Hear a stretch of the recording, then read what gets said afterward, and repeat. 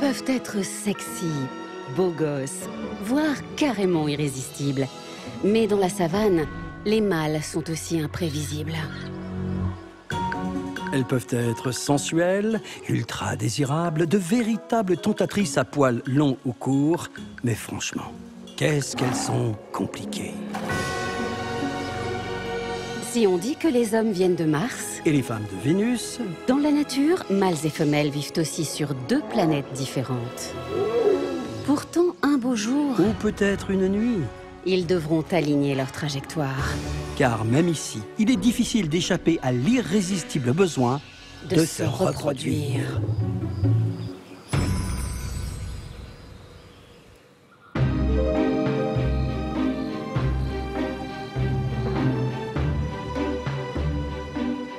Dans la savane, trouver l'âme sœur relève parfois du parcours du combattant.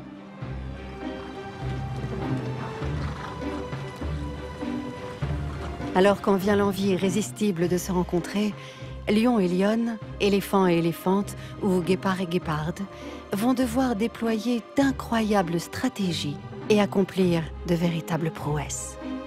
Car ici, mâles et femelles vivent souvent très loin les uns des autres.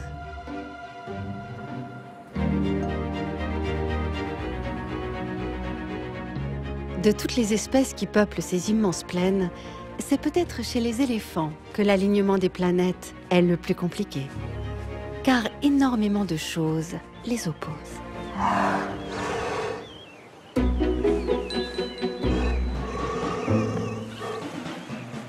Elles ne sont que douceur, tendresse et rondeur. Mais elles préfèrent vivre entre filles, en mode crèche communautaire. Alors, pour l'intimité, c'est loin d'être idéal.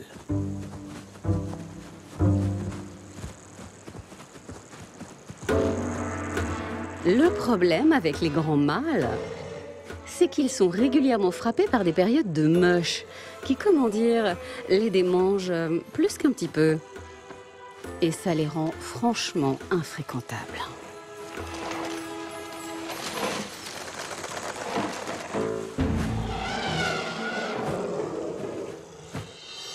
« 3,50 m de haut pour un poids de 5 tonnes.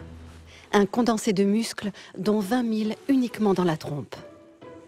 Les grands mâles ont un sacré pédigré. Mais derrière ces mensurations de rêve se cachent de vrais agités des défenses. En période d'excitation sexuelle, leur taux de testostérone explose. Même le plus paisible des éléphants se transforme en brute épaisse.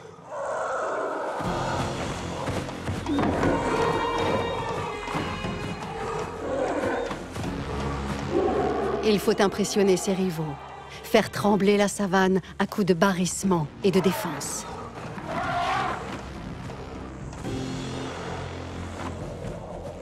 Si l'un des deux mastodontes ne capitule pas, le duel peut se poursuivre jusqu'à ce que mort s'en suive.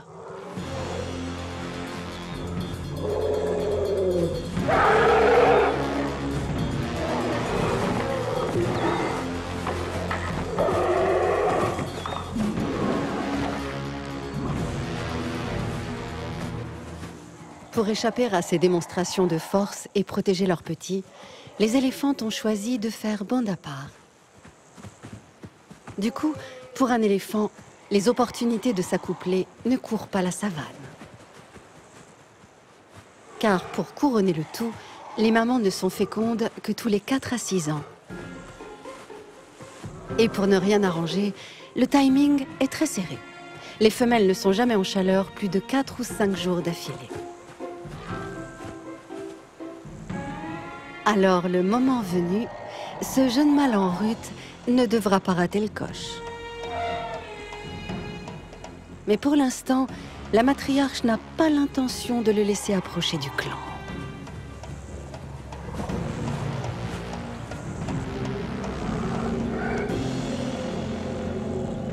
Il va devoir aller voir ailleurs et prendre son mâle en patience.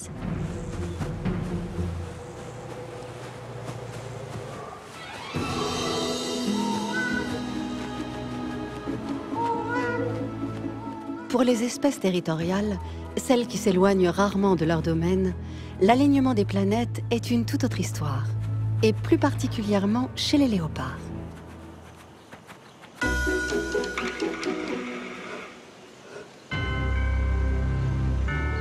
Lui, c'est la parfaite alliance entre la puissance et la grâce.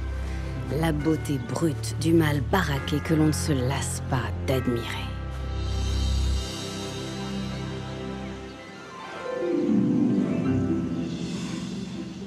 Elle est Langette, avec son manteau léopard et son regard de braise.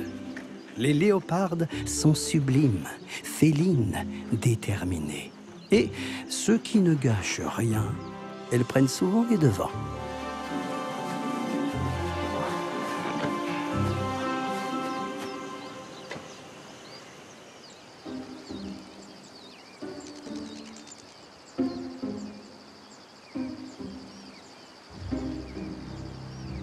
Sous ses airs dignes et résolus, cette jeune léoparde est en galère.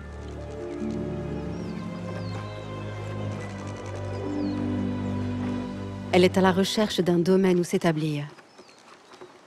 Ce qui sous-entend de rencontrer un mâle qui voudra bien l'accepter sur le sien. Mais mademoiselle est exigeante. Elle convoite le patrimoine d'un beau mâle et pas uniquement son patrimoine génétique. Ce qu'elle désire par-dessus tout, ce sont ses propriétés foncières. Car pour élever ses futurs petits, une léoparde a besoin d'un grand terrain de chasse, protégé par un solide gaillard qui éloignera les importuns.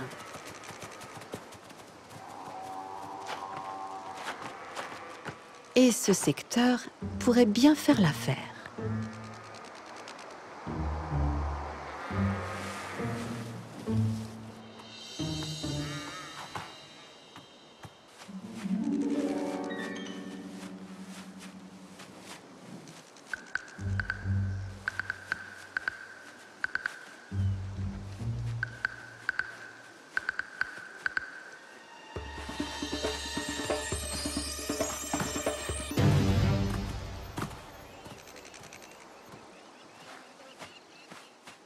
Si la journée a mal commencé, elle pourrait bien se terminer. Car sans le savoir, elle vient de poser ses pattes sur le vaste territoire d'un puissant léopard. Un Don Corleone de la savane qui règne sur ces terres en véritable parrain.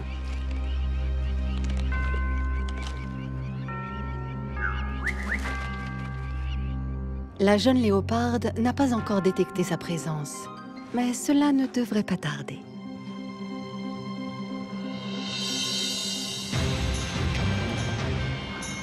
Contrairement à la belle solitaire, chez les hyènes tachetées, ce sont les femelles qui portent la culotte. Elles vivent entre filles et se passent très bien des mâles.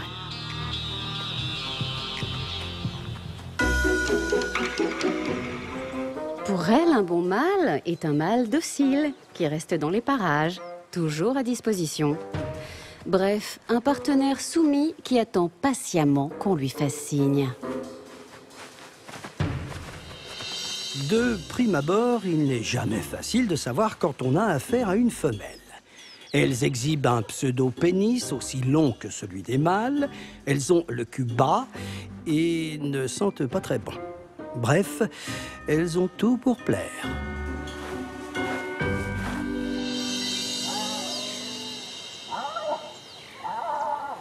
Vous l'aurez compris, les hyènes tachetées imposent des règles ultra strictes à leurs partenaires.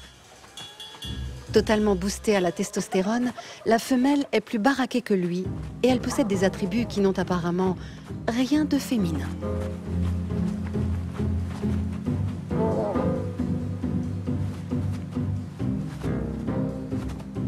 Elle est dotée d'un clitoris érectile qui ressemble à s'y méprendre à un pénis.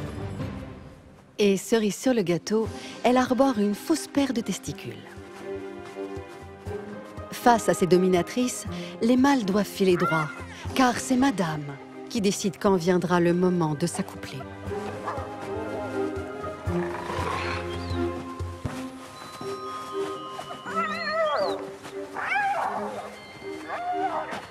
Alors, pour saisir leur chance et pouvoir assouvir leurs pulsions, ils ont intérêt à rester dans les environs et attendre qu'on les sonne.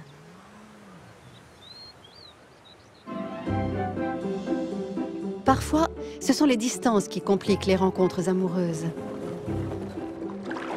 C'est le cas pour les girafes, qui sont pourtant capables de voir venir l'amour de loin.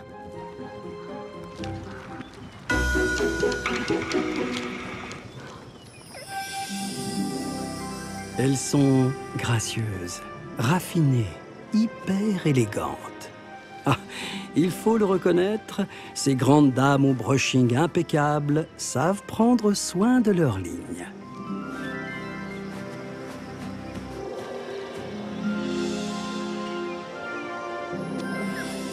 Avec leurs coups démesurés et leurs 3 poils sur chaque ossicône, les mâles sont faciles à repérer. Et ça tombe bien, car elles ont du mal à les supporter au quotidien. Ils sont beaucoup trop castagneurs et trop portés sur la junk food.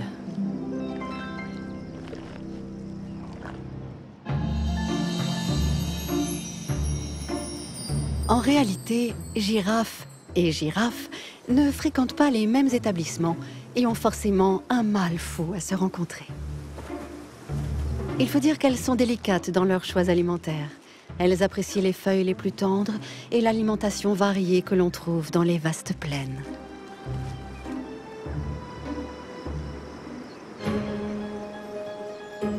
Les mâles, de leur côté, préfèrent l'ambiance feutrée des sous-bois. N'ayant aucun petit à surveiller, ils peuvent vadrouiller dans les forêts denses sans crainte des prédateurs.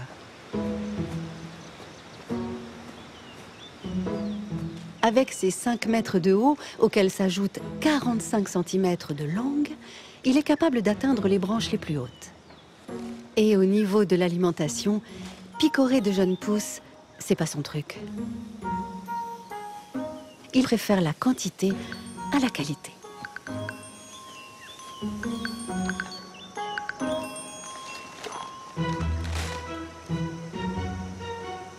Comme ce n'est certainement pas la femelle qui fera le premier pas, s'ils veulent rencontrer leur dulcinée, ils vont devoir quitter leur terrain de jeu et arpenter la savane.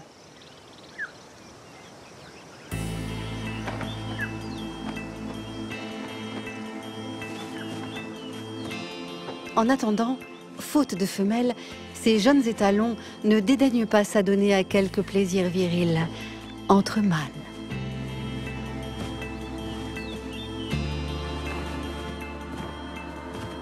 Quand on est jeune et inexpérimenté, conquérir une femelle n'est jamais aisé.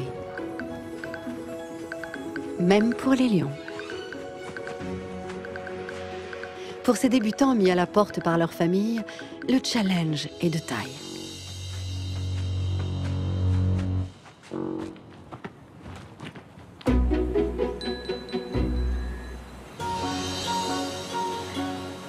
Pour séduire une lionne, il faut du lourd, du costaud, du balafré, avec une crinière qui en impose.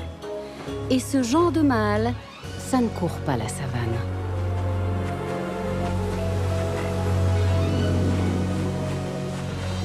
Les lionnes sont formidables, fières, débrouillardes et bonnes chasseuses.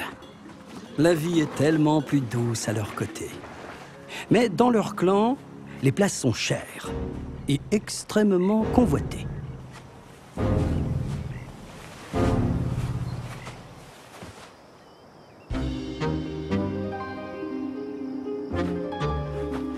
Ce jeune freluquet à la crinière naissante aimerait bien pouvoir s'approcher du clan des lionnes. Mais il n'est pas encore assez puissant pour tenter un coup d'état et renverser le mâle dominant. De toute façon, le roi lion n'abdiquera pas avant la fin de son mandat. Pour ce jeune mâle, les chances de se reproduire sont minces, car la plupart des lionnes ne seront pas disponibles avant 2 ans, le temps pour elles d'élever leurs petits.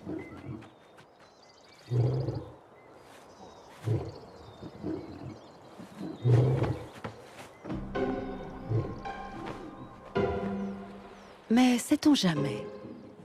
Cette vieille lionne sans petit pourrait être en chaleur. Alors, sur un malentendu, à l'écart du clan, le jeune lion décoiffé pourrait bien avoir sa chance.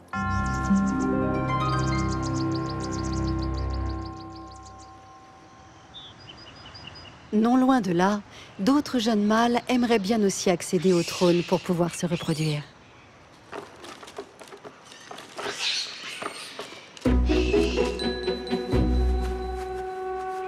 Elles sont sexy, charmeuses, terriblement attirantes. Comment résister à l'appel de leur ravissant arrière-train? Le comble de la séduction. Les babouines adorent les grands mâles tout en pec et en biceps. Mais si ces tombeurs en font fantasmer plus d'une, ils sont hyper exclusifs et ne s'intéressent qu'à leurs favorites.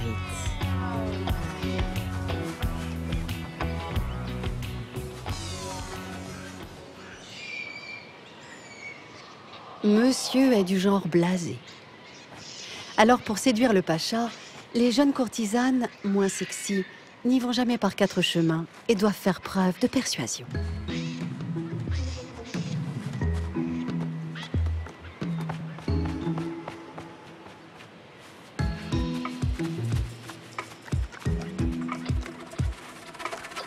Elle ne manque pas d'arguments, mais lui n'a qu'une obsession: empêcher les mâles de rang inférieur d'approcher sa cour. Et il sait se faire respecter.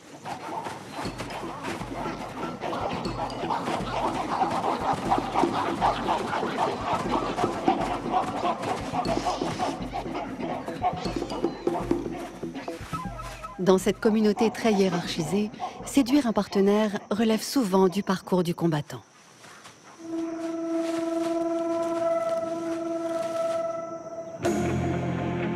Et pour ceux qui vivent loin l'un de l'autre, comme les guépards, le défi est encore plus complexe.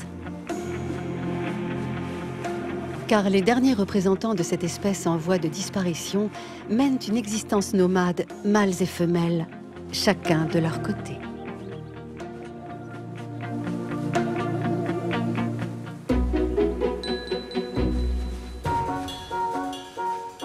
Avec leurs courbes affolantes, leur taille de guêpe, leurs robes tachetées, les guépardes ont tout pour plaire. Mais ces grandes solitaires ne sont pas si faciles à localiser.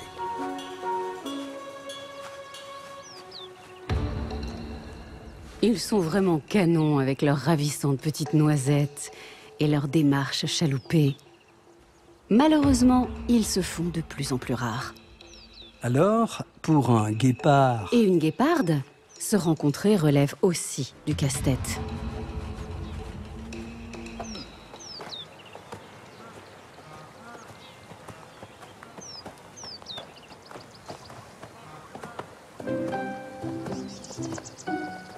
Cette guéparde n'a pas encore trouvé celui qui lui permettra de devenir mère. Et ça ne va pas être facile. Surtout quand on vit sur un territoire de plusieurs centaines de kilomètres carrés. Elle avance vers l'inconnu, constamment sur le qui-vive et souvent en terrain hostile.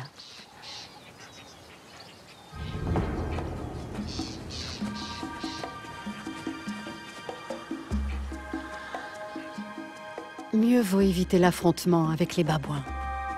Ils sont nombreux et possèdent de redoutables canines.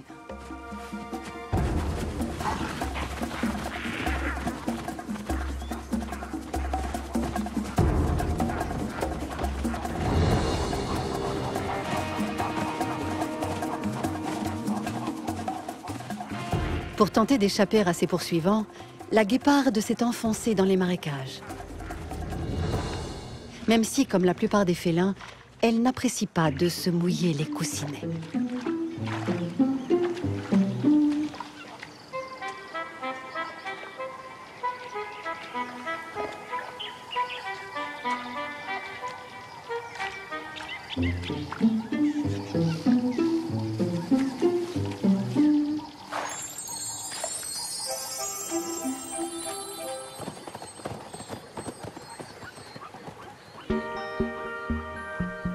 La jeune guéparde solitaire n'est pas au bout de ses peines.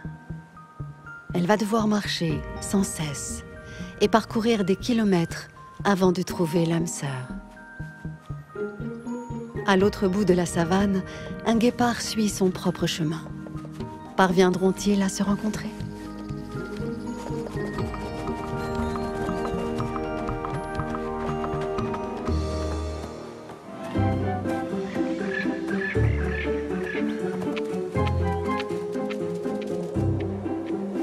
Pour aligner leur trajectoire et se rapprocher l'un de l'autre, éléphant et éléphante, guépard et guéparde, ou encore girafe et girafe, vont se lancer dans un véritable jeu de piste.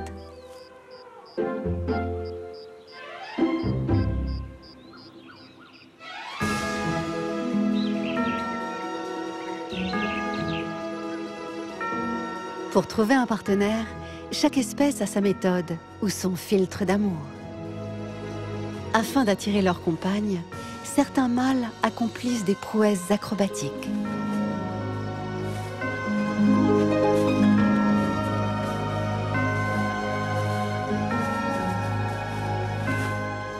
Mais chez les mammifères, quand l'appel des hormones se manifeste, ce sont principalement les femelles qui envoient des signaux. Alors les mâles doivent être au garde à vous.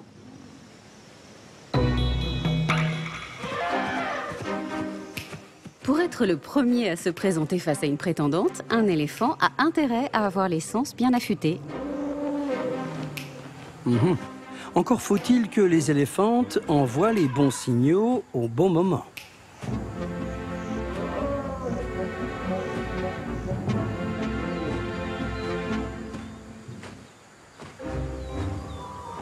Alors les éléphants passent leur temps à tendre l'oreille pour capter le moindre petit signal émis par les femelles en chaleur. Et ils avancent, la trompe en l'air. C'est le meilleur moyen pour détecter les capiteux arômes qui leur sont destinés. Une jeune femelle a atteint sa maturité sexuelle et l'a fait savoir à coups de messages chimiques et sonores. Elle a juste oublié le règlement. On ne fricote pas au milieu des éléphantaux. La matriarche aux longues défenses est intransigeante. Il n'y a pas de place dans sa harde pour un prétendant surexcité.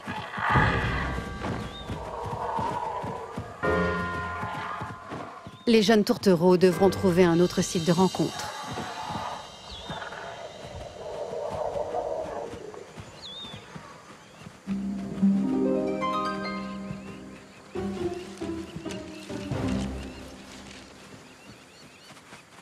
Du côté des hyènes, la drague n'est pas non plus une mince affaire.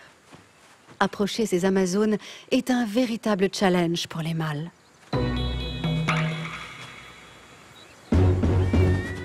Là où il y a de la hyène, il n'y a pas forcément de plaisir. Enfin, pas tout de suite.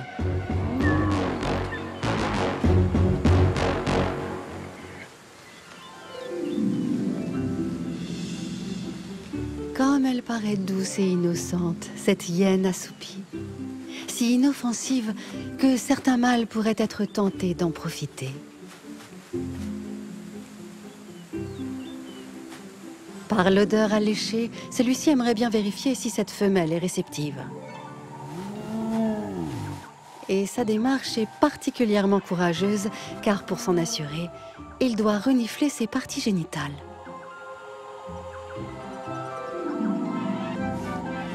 Attention, il faut se méfier de l'Oquidor.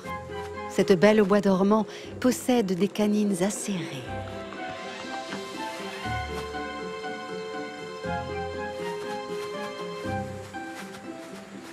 Ce prétendant timoré et précautionneux n'a pas l'air de l'intéresser. Dès leur plus jeune âge, les mâles apprennent qu'il ne faut jamais tourner trop longtemps autour d'une femelle.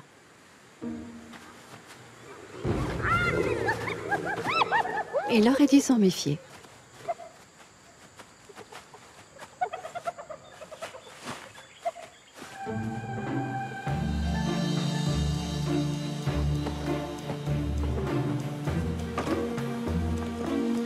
Pour d'autres, conquérir une femelle est un challenge qui se joue au masculin.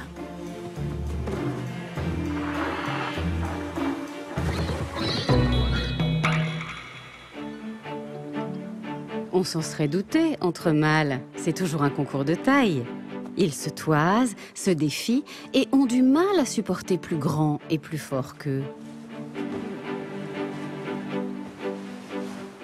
Alors, pour se démarquer et sortir du lot, une seule solution, la baston.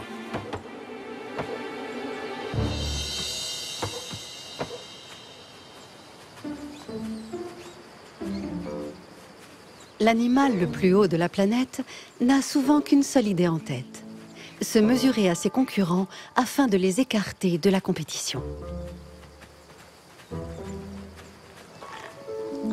Et comme souvent, cela tourne rapidement à la démonstration de force.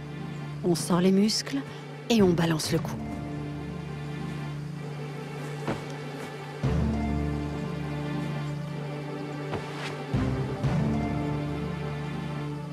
Et quand une jolie girafe est dans les parages, forcément, on en rajoute. Car si elle est en chaleur, elle acceptera de se laisser honorer par le vainqueur.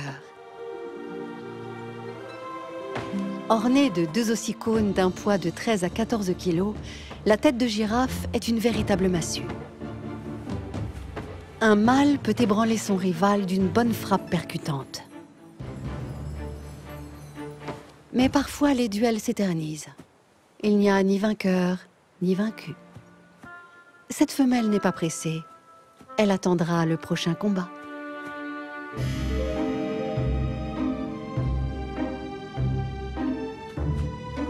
À la tête d'un territoire de chasse de 35 km², ce beau léopard n'a pas besoin de se mesurer à d'autres.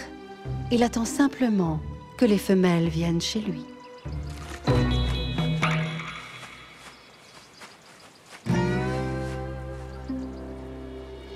C'est bien beau d'arroser copieusement la savane pour signaler sa présence. Encore faut-il qu'une léoparde passe par là et s'intéresse à son doux parfum.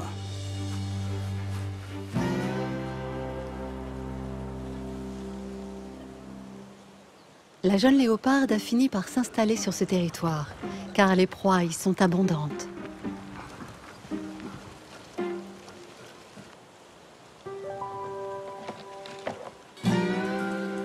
Mais elle a besoin de reprendre du poil de la bête avant de s'intéresser aux propriétaires des lieux.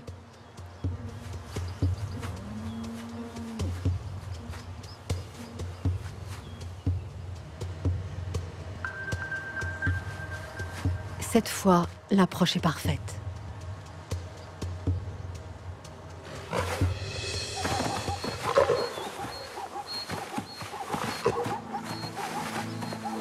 La léoparde s'est abattue sur sa proie avant de lui briser la nuque pour la paralyser et l'asphyxier.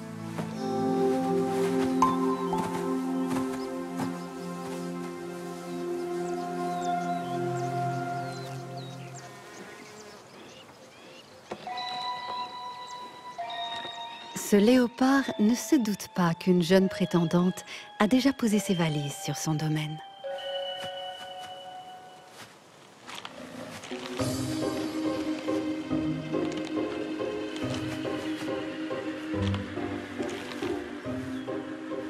Son repas terminé, elle ne tarde pas à détecter l'odeur laissée par le maître des lieux. Il a si copieusement arrosé la savane qu'elle finira bien par le trouver.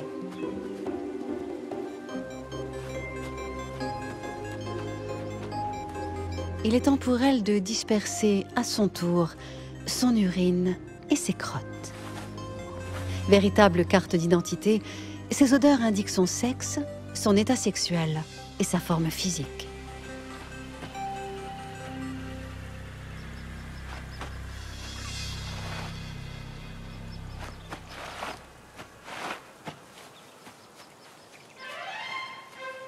Les dés sont jetés. Elle n'a plus qu'à espérer que monsieur décrypte les signaux qu'elle lui a laissés.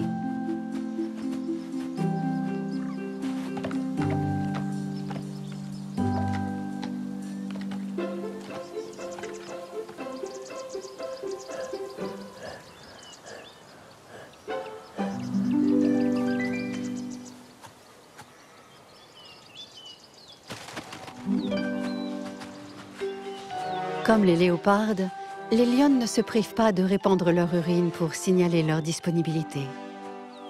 Mais ce n'est pas pour autant qu'elles s'abandonneront au premier venu.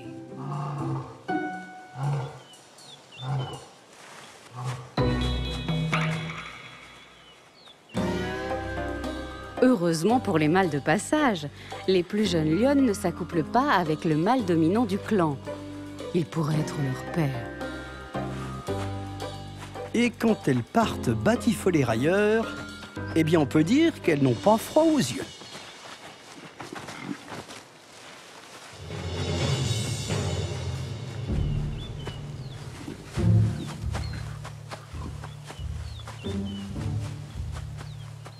Cette jeune lionne en chaleur a repéré 3 jeunes lions, une coalition formée de frères ou de proches cousins. Si la taille de leur crinière révèle qu'ils ont atteint la maturité sexuelle, ils manquent encore de fougue et d'entrain. Mais peu importe, car elle est déterminée. Elle n'a pas de temps à perdre. Sa période d'ostrus est courte, moins d'1 semaine.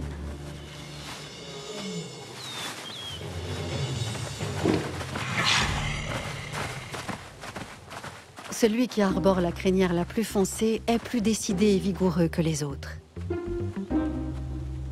Cela tombe bien. Les lionnes ont une nette préférence pour les beaux bruns.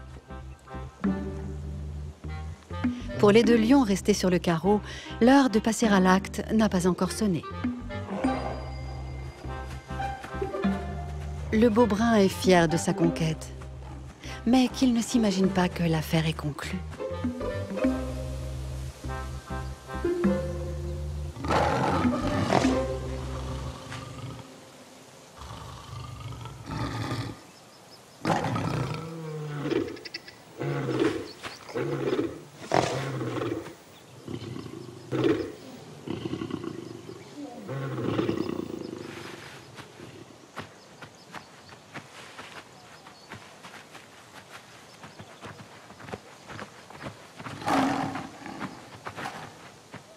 Les lionnes aiment se faire désirer. Et celle-ci est bien décidée à faire durer les préliminaires, sur le thème du « je t'aime, moi non plus ».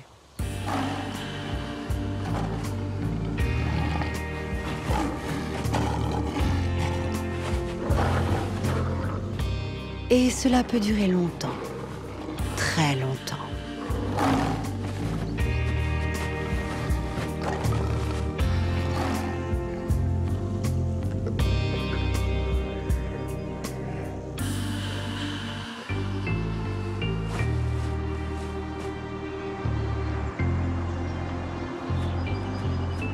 Ça y est, dans une atmosphère chargée en phéromones et après des heures de traque, certains mâles ont fini par localiser leur belle.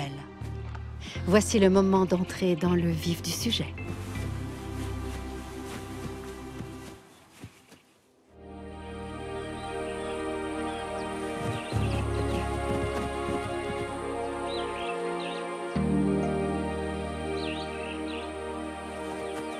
Dans la savane, les rencontres entre mâles et femelles peuvent être mouvementées. Avant d'espérer pouvoir conclure, éléphants, girafes et babouins ou hippopotames devront se démarquer parmi une foule de prétendants surexcités qui arrivent des 4 coins de la savane.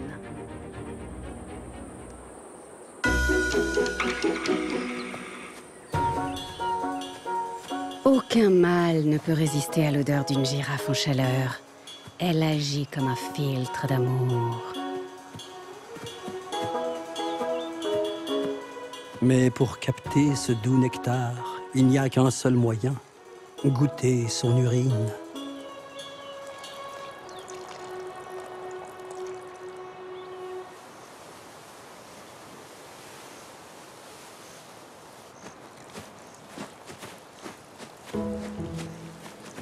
Cette jeune femelle attire les mâles comme un aimant. Mais apparemment, celui-ci n'est pas à son goût. Elle va donc un peu le balader.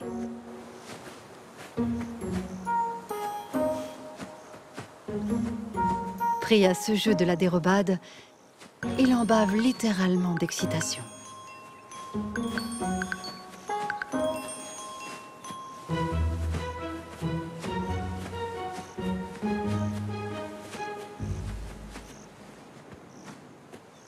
À force de persévérance, il arrivera peut-être à ses fins dans l'intimité des sous-bois.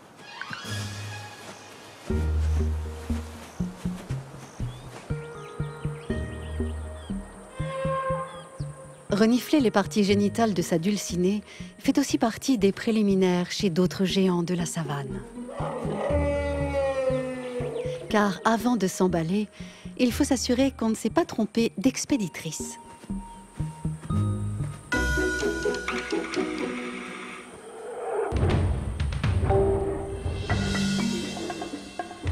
Les éléphantes ont enfin envoyé leur message phéromonaux en bonne et due forme.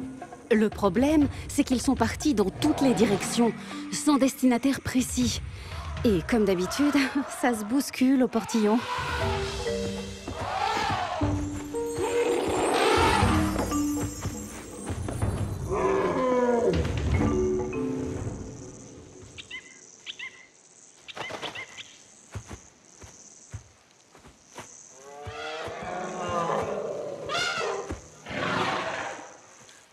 De jeunes mâles tout excités ont reçu les signaux olfactifs envoyés par cette jeune femelle.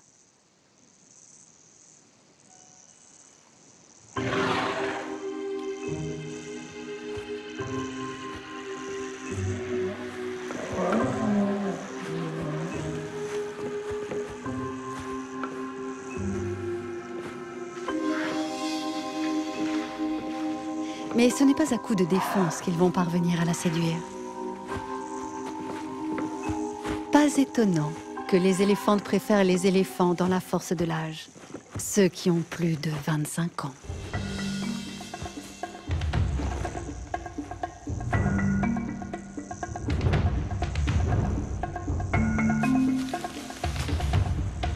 Ils sont plus expérimentés et gèrent mieux leurs pulsions sexuelles. Et ce qui fait surtout craquer ces géantes, ce sont les bonnes manières de ces vétérans. Ils savent caresser leurs belles dans le sens du poil pour obtenir leur faveur. Et c'est peut-être aussi pour mieux faire passer la pilule. Un sexe de plus de 30 kilos.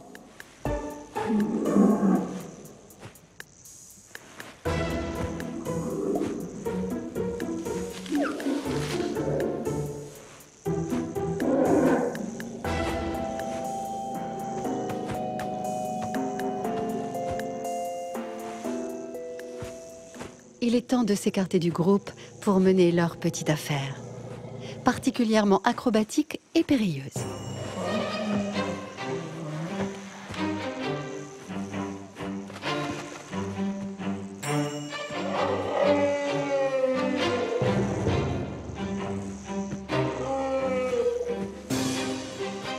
Le moindre faux pas pourrait lui briser la colonne vertébrale.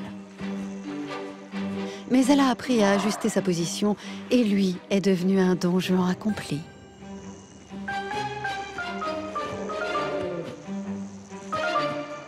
Qui pourrait imaginer qu'il a fallu de longues années d'entraînement pour que durant moins d'1 minute, leurs planètes respectives parviennent enfin à s'aligner?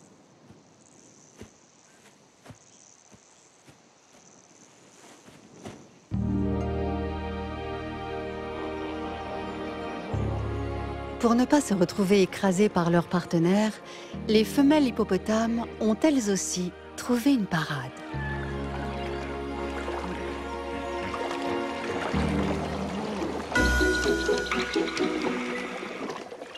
Pour éviter toute complication dorsale et se sentir plus léger, on fricote dans l'eau. Ça n'empêche qu'avec de tels poids lourds, on n'est jamais à l'abri d'une noyade.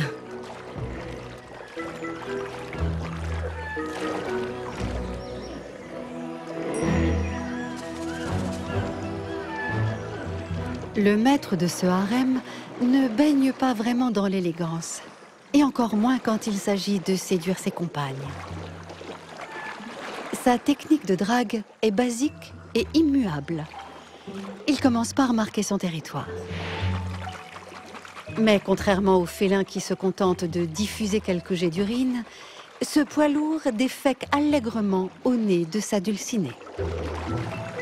Cela a le mérite de sidérer littéralement sa belle et d'éloigner d'éventuels concurrents. Et ses exploits ne s'arrêtent pas là. L'hippopotame sait également faire preuve de goujaterie au moment de la copulation. S'il veille à garder sa propre tête hors de l'eau, il ne se préoccupe pas vraiment du sort de sa partenaire. La malheureuse tente régulièrement de reprendre son souffle, car elle ne peut pas tenir plus de 15 minutes en apnée. Mais avec 2 à 4 tonnes sur le dos, elle a parfois du mal à se défaire de son étreinte et risque de périr noyée.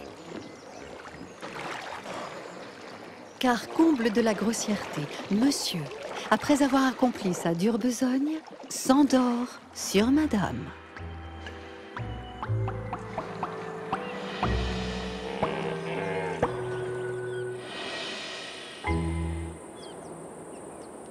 De l'autre côté de la savane, le lion a toujours fort à faire avec sa partenaire un peu bégueule.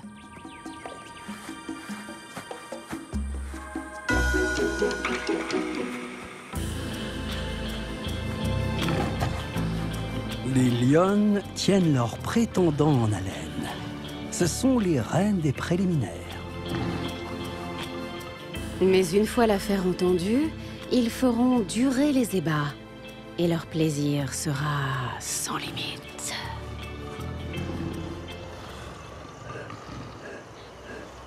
La persévérance finit souvent par être récompensée.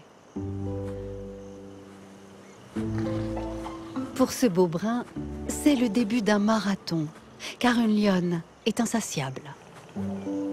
Ils vont remettre le couvert toutes les 15 minutes, 100 fois par jour.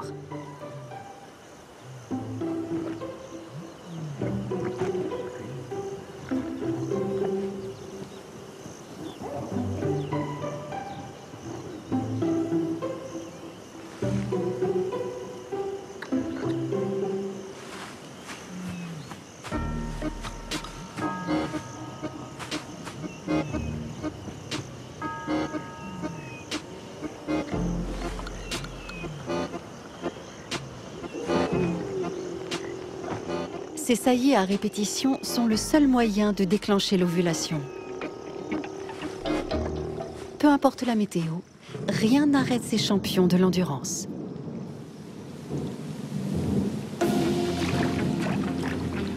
Et quand ce vaillant partenaire sera complètement épuisé, elle ira en chercher un autre.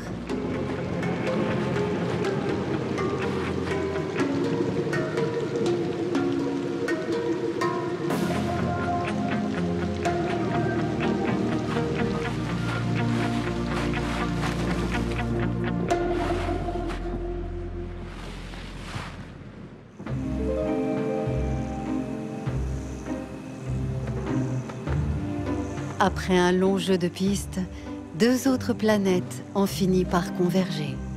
La jeune léoparde n'est désormais plus seule. Elle s'est rapprochée de l'élégant propriétaire chez qui elle s'est installée.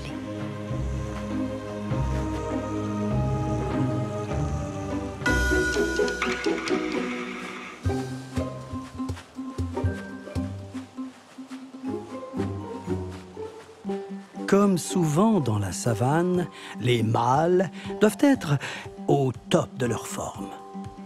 Et c'est peu dire quand il s'agit de satisfaire une léoparde.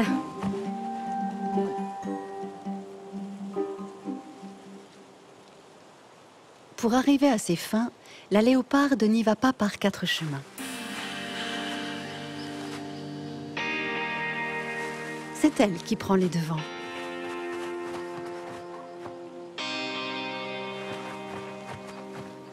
Et elle n'est pas prête de laisser filer son nouveau compagnon. Ils sont eux aussi capables de s'étreindre une centaine de fois par jour.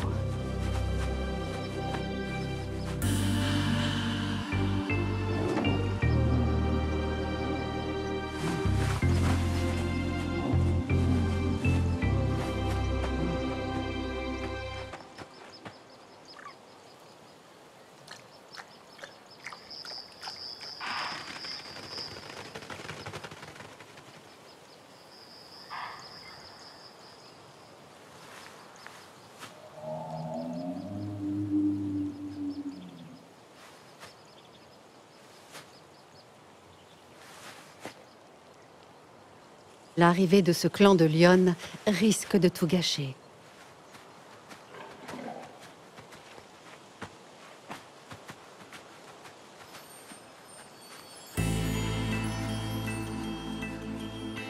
La menace s'est éloignée. Rien ne devrait plus perturber cette intense lune de miel qui va se prolonger durant plusieurs jours.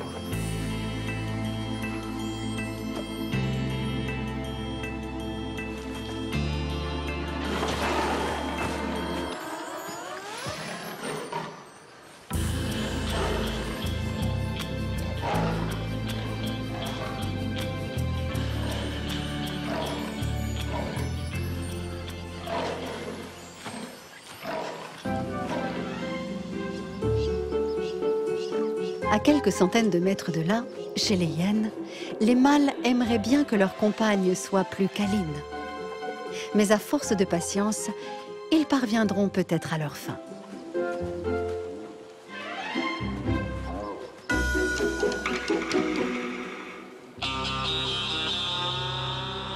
Finalement, ce qu'on aime chez les hyènes, c'est leur tempérament imprévisible, leur côté maîtresse dominatrice. Pour être à la hauteur, les mâles ne doivent pas seulement faire preuve de soumission. Ils doivent aussi avoir des talents d'équilibristes.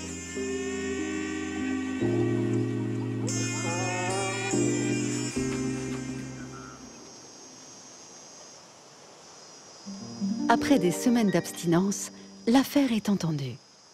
Mais le mâle, plus petit et court sur pattes que sa belle, n'est pas au bout de ses peines. Au moment de passer à l'acte, un nouveau problème de taille se pose. Réussir la pénétration d'un pénis par un autre pénis.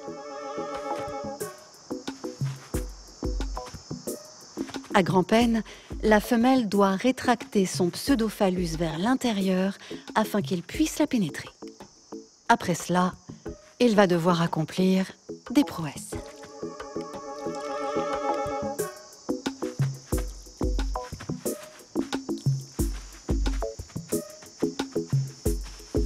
Une fois l'acte consommé, il n'est déjà plus question pour la femelle de partager la moindre intimité avec ce mâle.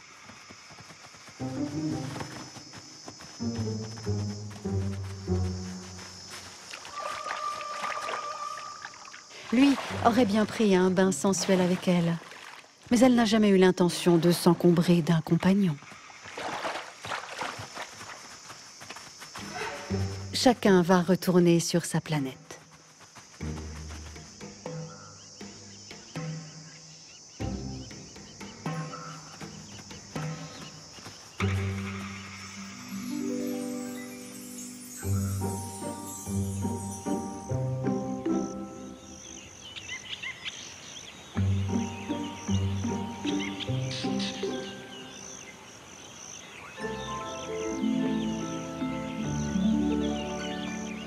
Dans la large communauté des babouins, les mâles en bas de la hiérarchie vont devoir faire preuve d'ingéniosité pour pouvoir s'accoupler.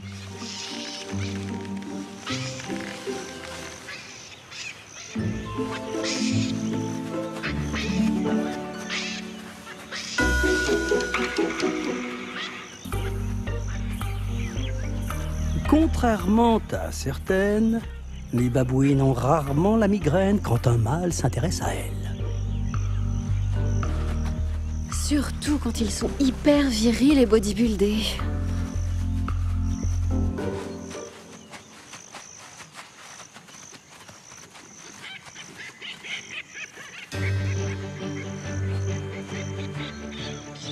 Quand on est jeune et un peu gringalet, il faut savoir attendre la bonne occasion. Elle finit toujours par se présenter.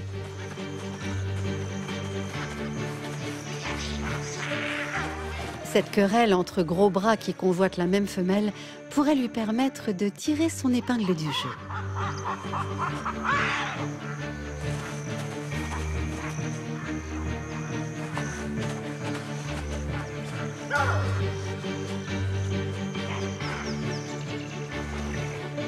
Elle, de son côté, fait comme si de rien n'était, ne se sentant nullement l'objet de cette discorde.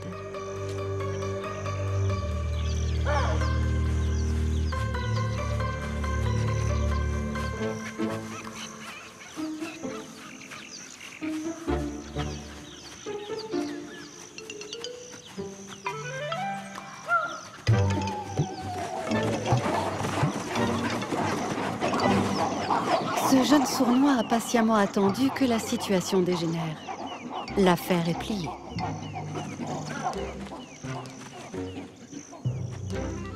Le grand mâle ne sait plus où donner de la tête. Doit-il s'en prendre à son rival ou chasser le jeune usurpateur qui entreprend une favorite?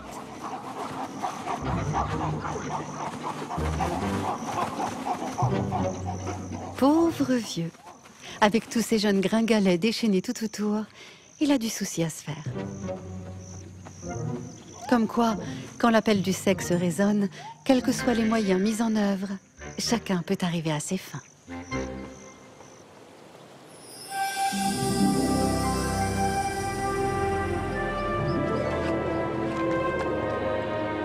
Dans la savane, rencontrer l'âme sœur, s'unir, a demandé beaucoup d'énergie et d'ingéniosité.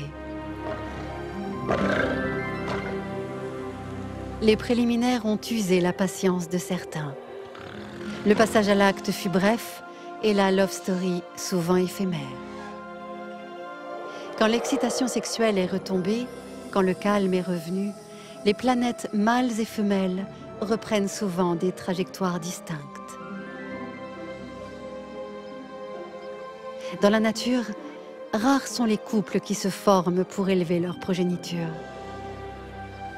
Certains vont pourtant essayer de vivre ensemble, de former une famille ou une tribu, pour le meilleur ou pour le pire.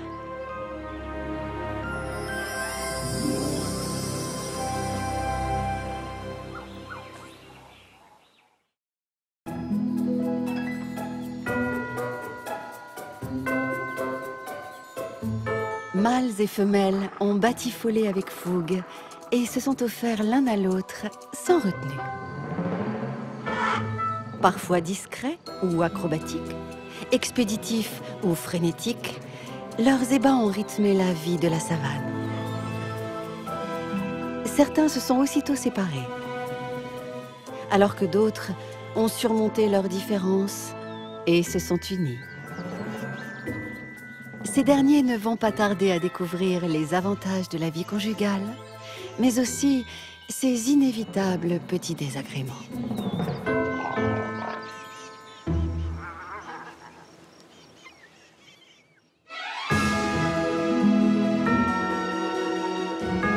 Ils peuvent être sexy, beaux gosses, voire carrément irrésistibles. Mais dans la savane, les mâles sont aussi imprévisibles. Elles peuvent être sensuelles, ultra désirables, de véritables tentatrices à poils longs ou courts. Mais franchement, qu'est-ce qu'elles sont compliquées. Si on dit que les hommes viennent de Mars, Et les femmes de Vénus? dans la nature, mâles et femelles vivent aussi sur deux planètes différentes. Pourtant, un beau jour, Ou peut-être une nuit. ils sont parvenus à aligner leur trajectoire. Car même ici, il est difficile d'échapper à l'irrésistible besoin De se reproduire.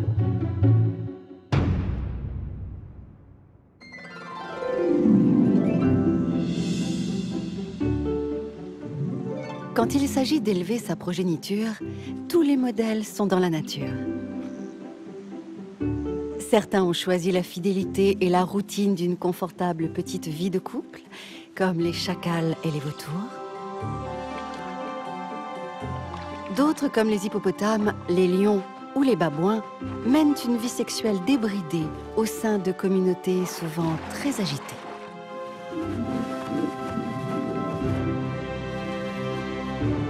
Et puis enfin, il y a les éternels célibataires qui échappent aux scènes de ménage, comme les guépards, les léopards ou les éléphants.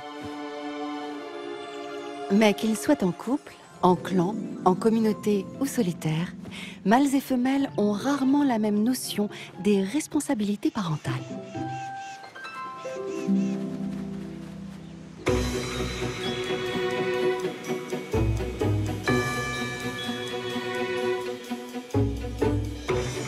Certaines femelles ont adopté la vie en communauté avec un ou plusieurs mâles à leur côté. Il faut dire que cela facilite le quotidien d'avoir un compagnon près de soi pour assurer sa sécurité ou satisfaire son appétit sexuel. Et s'il y a bien des adeptes de la vie en communauté mixte, ce sont les babouins. Les babouines trouvent beaucoup de charme au grand mâle baraqué, car ces derniers se réservent les branches les plus hautes. Pas folles les filles, question standing. Il n'y a pas mieux pour élever son bébé. Mais les places sont chères dans les hautes sphères.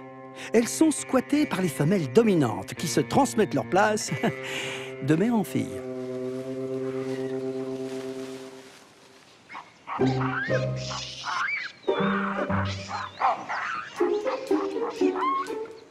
C'est bien beau la vie en communauté, mais pour ceux qui vivent en bas de la hiérarchie, le quotidien n'est pas un long fleuve tranquille.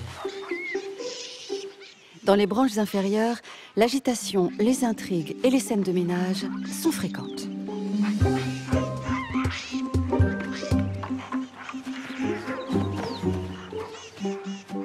Les journées y sont rythmées par les querelles de voisinage et les démonstrations de force. Car les jeunes mâles n'ont qu'un rêve, grimper dans la hiérarchie pour détrôner le pacha.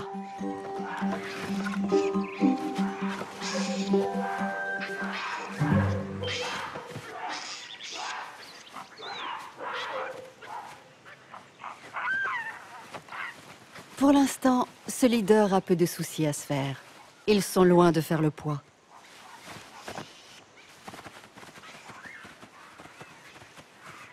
Comme chaque matin, le pacha est de sortie avec sa cour pour aller se ravitailler.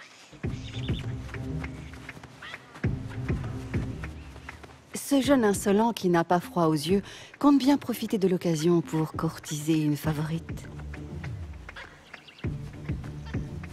Pour l'instant, le mâle dominant feint de l'ignorer. Mais sa compagne, elle, n'est pas d'humeur à supporter les effusions d'un genou.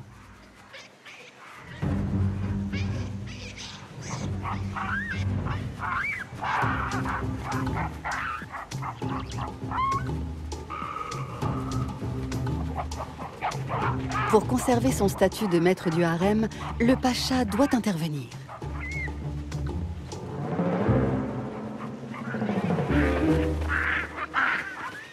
S'il n'assure pas correctement son rôle de garde du corps et de bon père, elle n'hésitera pas à faire jouer la concurrence et procédera à son remplacement. Car dans cette société très hiérarchisée, ce sont souvent les femelles qui tirent les ficelles.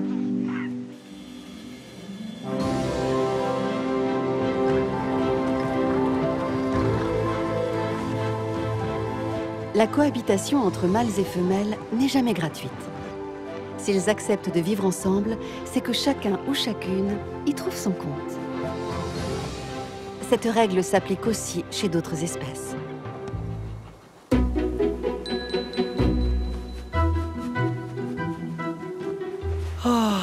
La vie est tellement plus cool aux côtés de ces formidables chasseuses. Oui, les lionnes sont top. Elles offrent le gîte, le couvert et n'attendent pas grand-chose en échange. Il faut dire que, à part jouer les beaux gosses, faire onduler leurs crinières, marquer leur territoire, hurler de temps en temps à la mort et roupiller, ce n'est jamais la grosse activité.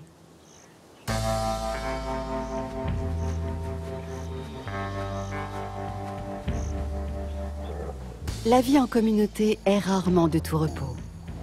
Les lionnes ont souvent affaire à de véritables tyrans domestiques qui leur font vivre l'enfer.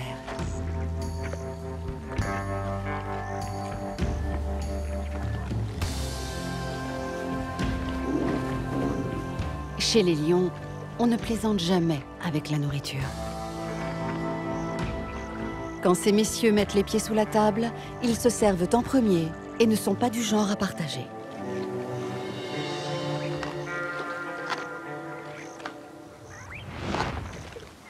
Alors qu'elles assurent 80% du ravitaillement et prennent tous les risques, les lionnes n'en sont pas remerciées pour autant.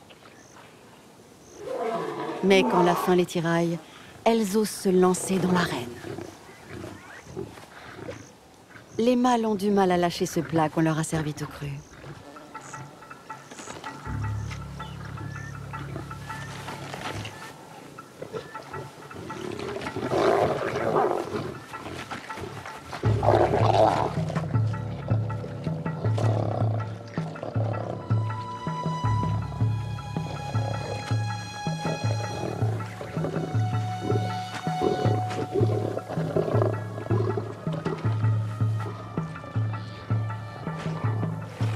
Lorsqu'on choisit de s'entourer de gros durs pour veiller sur le clan, il faut parfois se contenter des restes et supporter les scènes de ménage.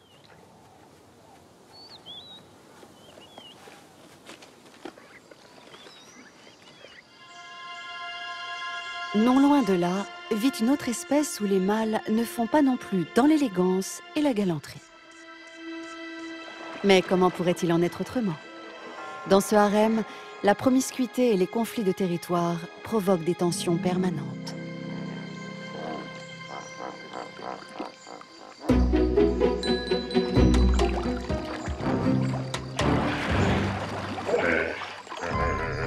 Lui ne peut pas s'empêcher de grogner, de rôter ou de péter. Enfin, il paraît qu'on s'habitue à tout. De toute façon, comment s'en passer?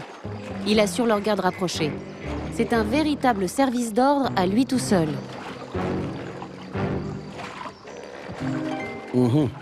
Même si elles sont un peu entassées, elles sont bien contentes d'avoir une place au frais et en sécurité pour buller entre copines. Toute la journée.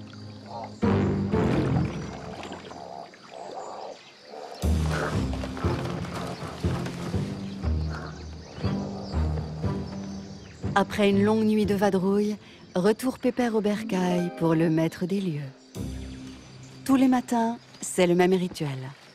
Il inspecte scrupuleusement son domaine et son harem.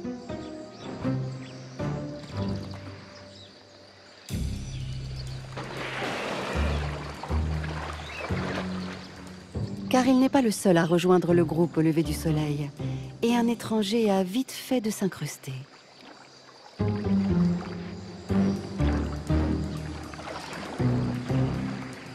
Chez les hippopotames, mâles et femelles partagent le même bain, agglutinés les uns aux autres.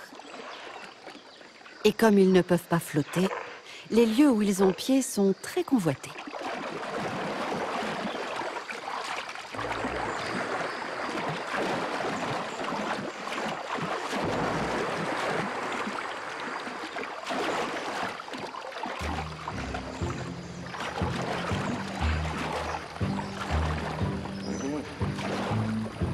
Le colosse n'est pas tranquille. Quelque chose le tracasse.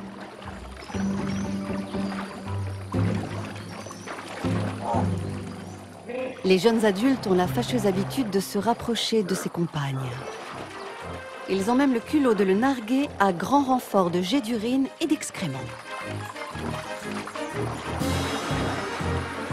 Au bout du compte, les femelles passent leur temps à barboter dans une véritable fosse septique.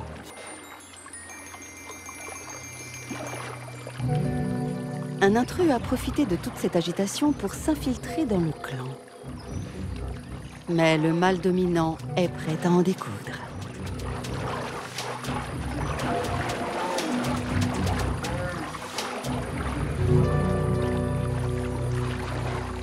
Que les choses soient claires, il se réserve l'exclusivité sur l'ensemble des femelles du harem.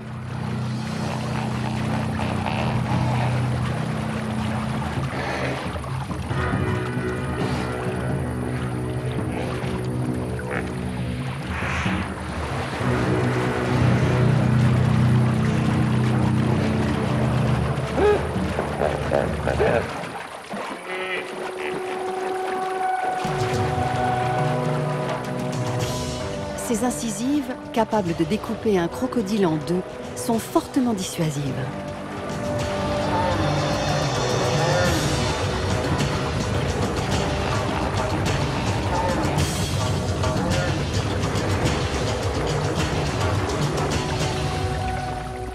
Les cicatrices sur son corps en témoignent.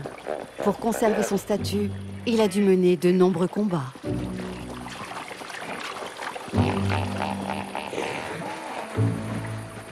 Pour échapper à cette ambiance explosive et éviter que leurs petits ne soient piétinés, les mamans préfèrent s'isoler avec les nouveau-nés.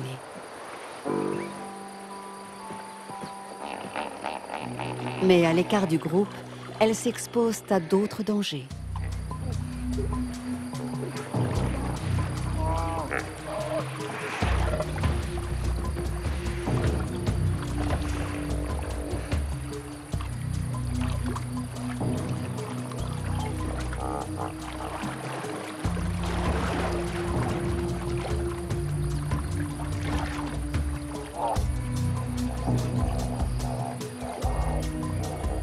Le gros mâle a beau être violent, sale et bruyant, il n'en demeure pas moins vigilant et dévoué envers les siens.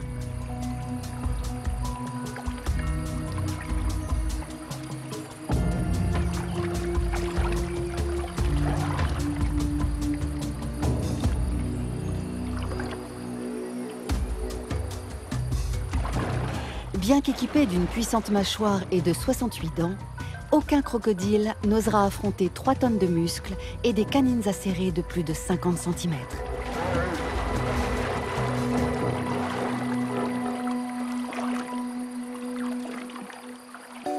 Mieux vaut battre en retraite. Certes, la vie de groupe n'est pas toujours source de tranquillité. Mais dans la savane et ses cours d'eau, avoir un mâle à ses côtés rime souvent avec sécurité.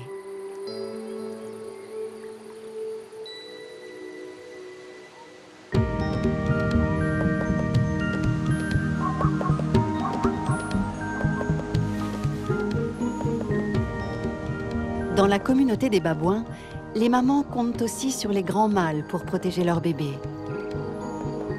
Car certains individus sont prêts à tout pour avoir un petit.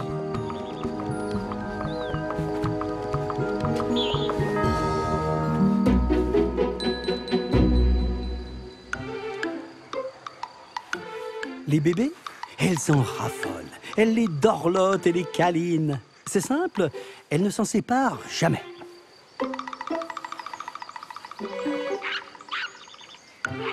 Des héritiers, des bébés à tout prix. Ils ne pensent qu'à ça et n'en ont jamais assez. Mais alors, quelle corvée!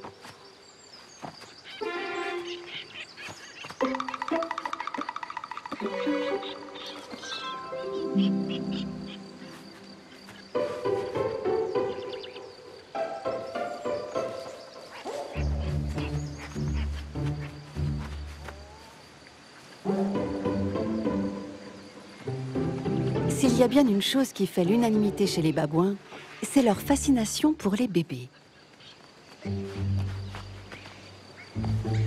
Les tout-petits au pelage noir attisent toutes les convoitises.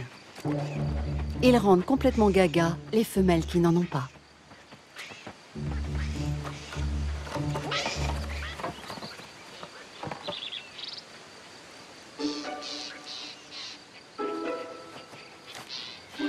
Pour approcher un bébé, ne serait-ce qu'un court instant, les babouines doivent d'abord présenter leurs hommages à l'heureuse maman en affichant leur postérieur.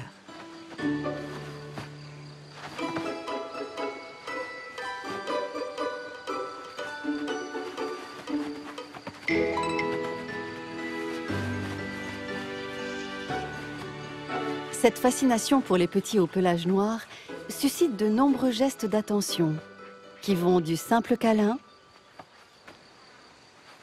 aux yeux doux jusqu'aux tentatives d'enlèvement pur et dur.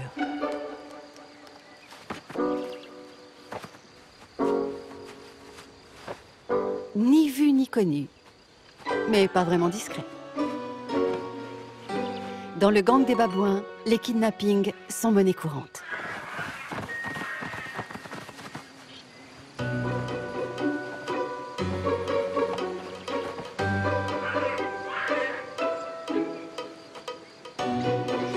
Heureusement, les mamans peuvent compter sur les grands mâles pour protéger leur progéniture. Bref, si un babouin veut garder une femelle, il doit être aux petits soins avec elle.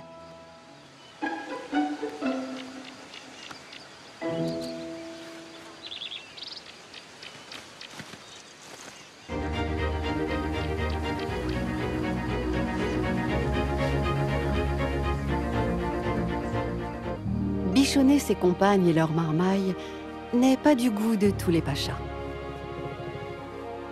Les lions n'assurent qu'un service minimum.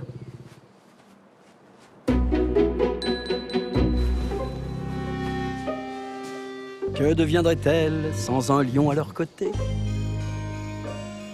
Franchement, on se le demande. Car il n'est actif que 4 heures par jour. Et rien que ça l'épuise.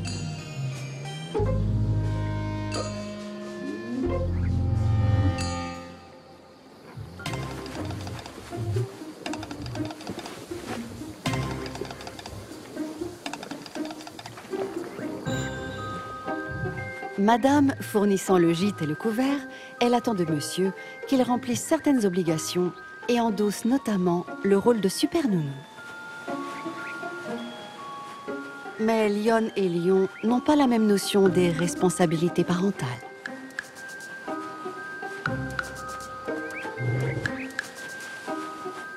Il est aussi tir au flanc en matière de chasse qu'en babysitting.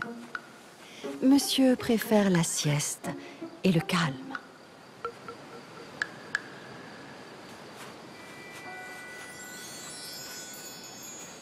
Un mâle, aussi féroce soit-il, peut se laisser amadouer par beaucoup plus petit que lui.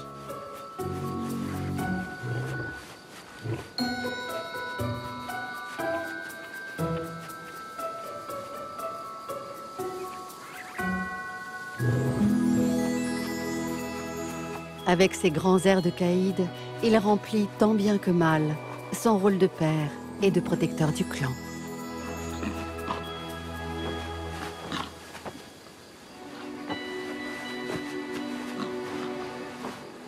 Entre lions et lionnes, tout n'est qu'une question d'entente cordiale. Leur relation ne durera qu'un temps. Un beau jour, de nouveaux prétendants, plus jeunes, plus forts, prendront sa place.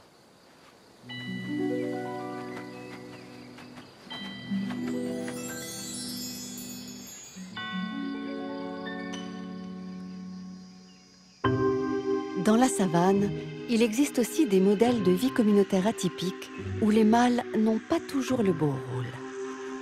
Redoutables Amazones, les hyènes se sont affranchies des leurs.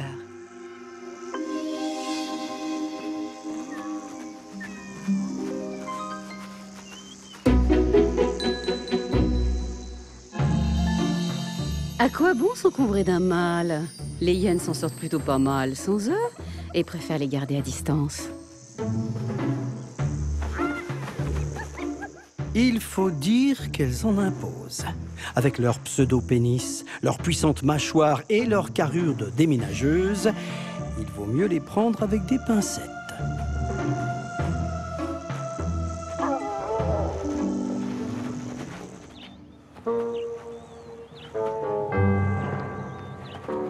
Dans cette société matriarcale, le rapport de force est inversé. C'est le girl power qui prime. Ces créatures phalliques ont établi une hiérarchie très stricte, avec, au sommet, la reine des hyènes.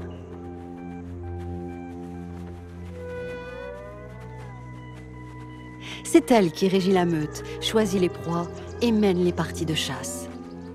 Toute la cour lui doit allégeance et se soumet à un cérémoniel très codifié, le reniflage. La subordonnée dresse son pseudo-pénis et lève sa patte arrière pour laisser la dominante sentir ses parties intimes. Ce rituel de salutation quotidien renforce les liens et les coalitions.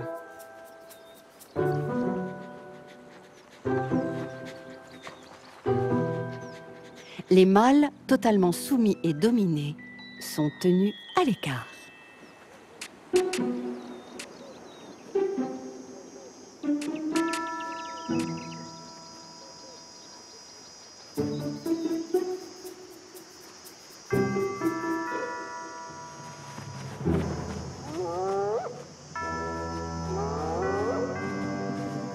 Sous leurs airs de brutes sanguinaires, les femelles ont cependant un petit cœur qui bat. Ce sont des mamans extraordinaires.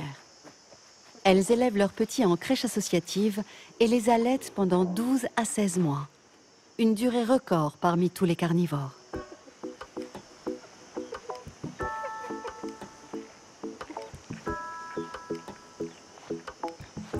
Ces bébés n'auront aucune relation avec leur père. Ce n'est même pas la peine d'essayer. Les abords du terrier leur sont interdits. Au bout du compte, une hyène, c'est à la fois un papa et une maman.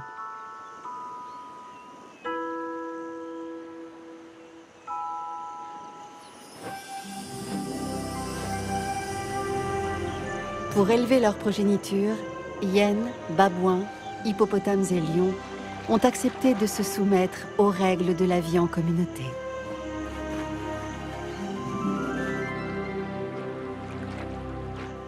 D'autres espèces ont préféré les charmes de la monogamie et de la vie conjugale.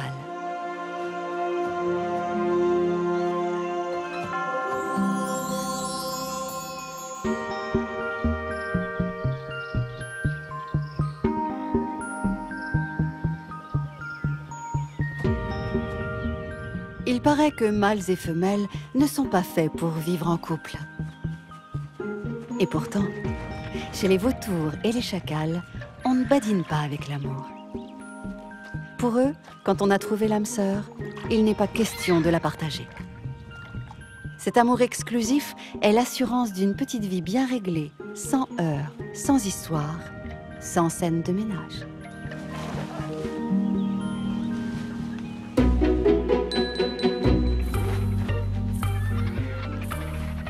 Les vautours ne manquent jamais de sex-appeal. Et ils ont toujours une petite attention délicate, ne serait-ce qu'une brindille dans le bec pour l'élu de leur cœur. Bref, en matière de drague, ils méritent la palme d'or. Elles sont d'une beauté rare et troublante. Elles ont ce je ne sais quoi absolument unique qui rend leur charme indéfinissable et intemporel.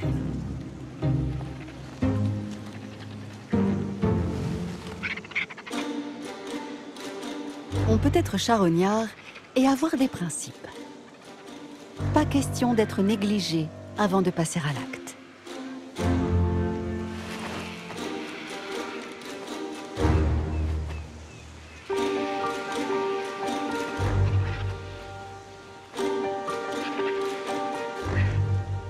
La manœuvre est délicate. La copulation est brève, à peine 30 secondes. Et les voisins ne perdent jamais une miette du spectacle.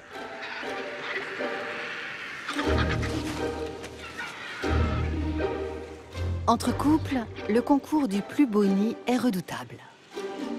Il ne suffit pas d'avoir choisi l'emplacement idéal, il faut aussi qu'il soit spacieux et robuste. Alors ce jeune couple est prêt à tout pour soigner la déco, y compris chaparder des branches chez les autres.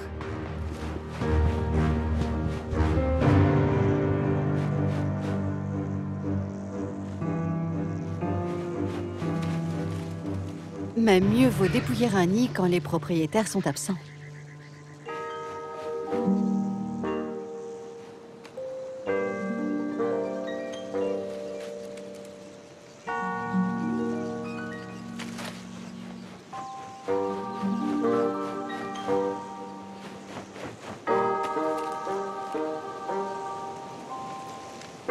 Chapardeur, certes, mais pour ses futurs parents, il faut ce qu'il y a de mieux.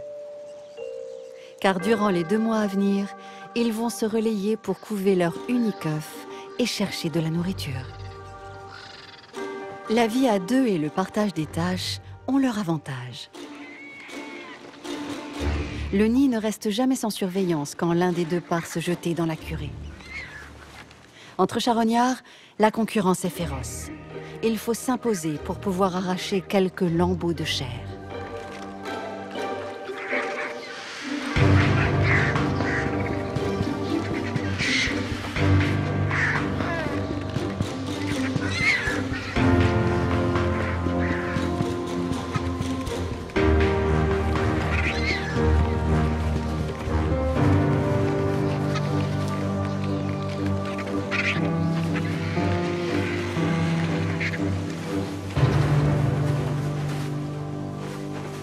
La vie de couple n'est pas seulement une lubie d'oiseau. Certains canidés ont également un penchant pour la monogamie. C'est le cas des chacals à chabrac.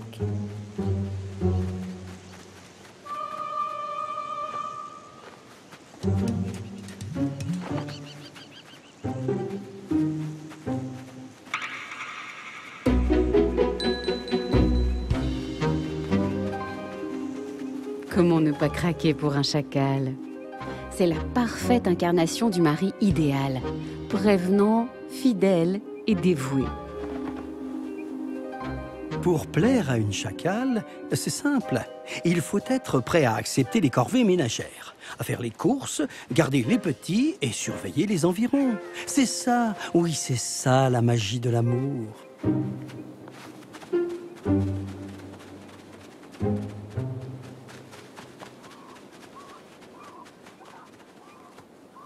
Le chacal à Chabrac est l'une des rares espèces pour qui la fidélité signifie quelque chose. Comme les vautours, ils aiment s'offrir des brindilles et forment un joli petit tandem. Ils se ressemblent, ils font tout ensemble et tout pareil. Y compris le marquage de territoire, à la queue leu-leu. Le mâle d'abord, puis sa compagne, ou l'inverse.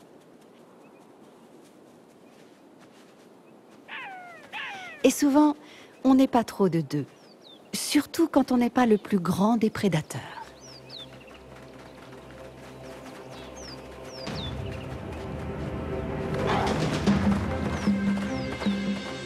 Ce guépard ne pourrait en faire qu'une bouchée.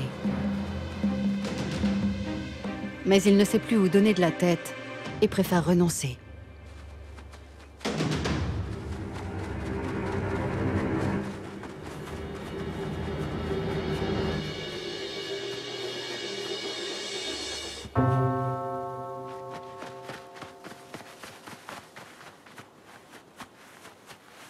Il s'en est fallu de peu pour que toute une petite famille ne se retrouve orpheline. Car ce couple est à la tête d'une jolie portée de 3 petits chacals.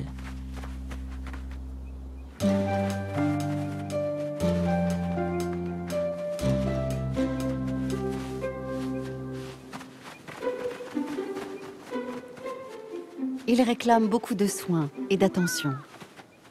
Mais ils peuvent compter sur une mère et un père dévoués qui maîtrisent parfaitement le partage des tâches. Alors que sa dulcinée allaite les petits, le papa va s'occuper du ménage et de l'entretien du terrier.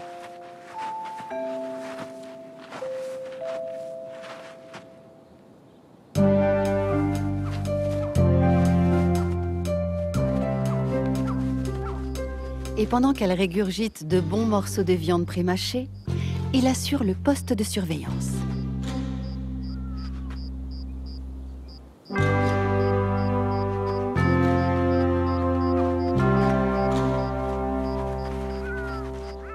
Le papa a perçu une menace.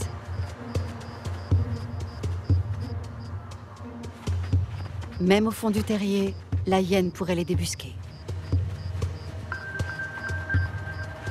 Pour défendre leurs petits, ces intrépides parents sont prêts à défier l'une des plus puissantes mâchoires de la savane et à mordiller ses tendons, son unique point faible.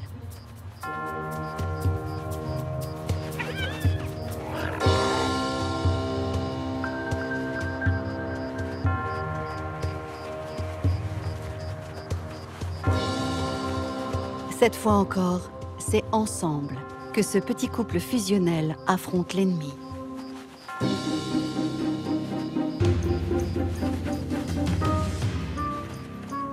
Mais pourrait-il en être autrement? Ils ne peuvent pas vivre l'un sans l'autre. Les veufs ou les veuves sont extrêmement rares chez les chacals. S'il arrive malheur à l'un, sa moitié aura peu de chances de survivre.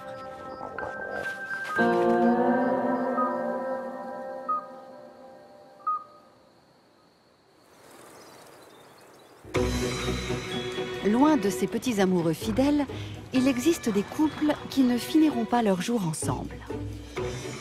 Dans le monde des oiseaux, il y a les inséparables et les autruches. Les autruches ont une espérance de vie exceptionnelle. Elles peuvent vivre plus de 50 ans. Mais chez elles, l'amour dure rarement plus d'une saison. Ces grandes dindes perchées sur échasse ont de quoi faire tourner toutes les têtes. Mais, question vie familiale, on ne peut pas dire qu'elles aient la fibre maternelle. Il faut bien le reconnaître, ce grand séducteur avec son truc en plume en a fait tomber plus d'une. Mais si ce n'est pas un exemple de fidélité, lui au moins en assume les conséquences. C'est un vrai papa poule.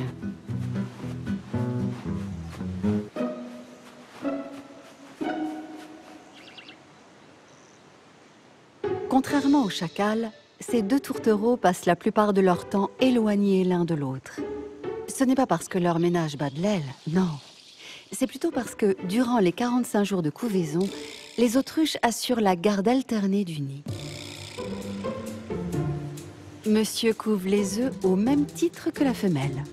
Il est même spécialiste de la couvaison nocturne, car son plumage noir lui permet de mieux se fondre dans la pénombre. Mais dans les faits, il est aussi de corvée le matin et parfois même une partie de la journée, car sa compagne n'est jamais vraiment pressée de venir prendre le relais.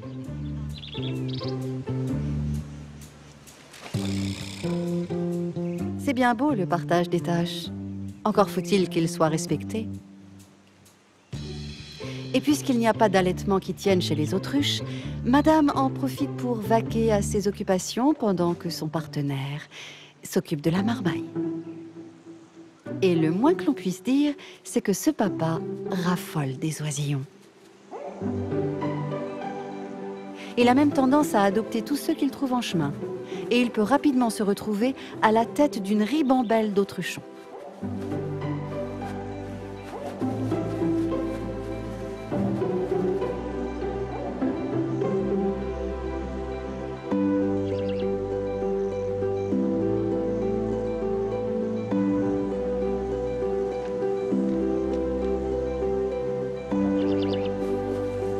Alors que la plupart des petites bêtes à plumes peuvent compter sur un papa pour s'occuper d'elles, c'est rarement le cas chez les mammifères.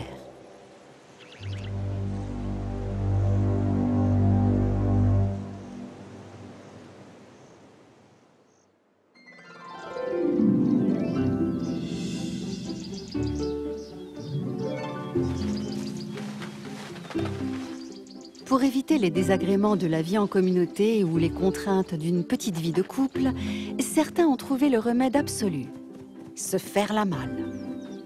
C'est à peine s'ils ont attendu la fin de la lune de miel pour démissionner.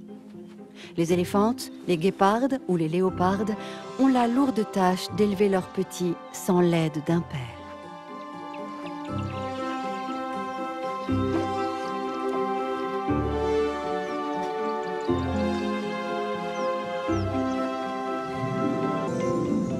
Dans la savane, rares sont celles qui peuvent compter sur un prince charmant ou un compagnon responsable. Comme la grande majorité des félins, la léoparde est une éternelle célibataire.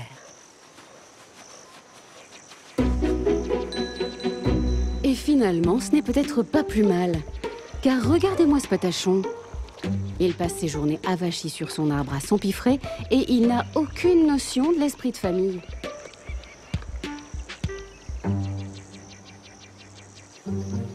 Les léopardes font partie des mamans les plus méritantes de la savane. Elles ont toujours peur de manquer. Alors, quand elles font les courses, elles ne font pas les choses à moitié et montent les provisions à la seule force de leur mâchoire.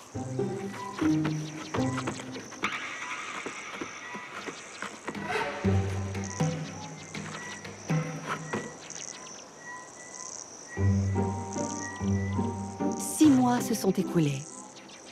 La léoparde n'est plus seule. De sa liaison fougueuse avec un beau mâle est né un fils.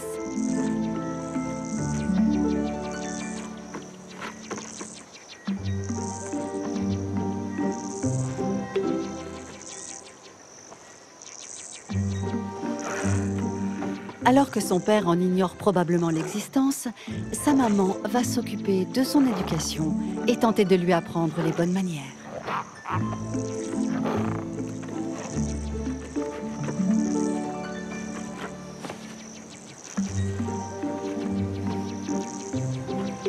Comme toute mère célibataire, elle ne peut compter sur aucune aide.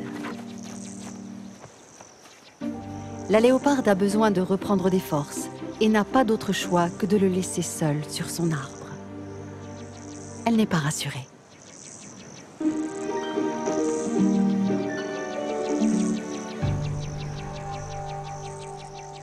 Elle ne sait jamais si elle le retrouvera vivant à son retour. Les ennemis ne manquent pas dans la savane. Et la vie n'est pas facile quand on a des hyènes au basque, de jour comme de nuit.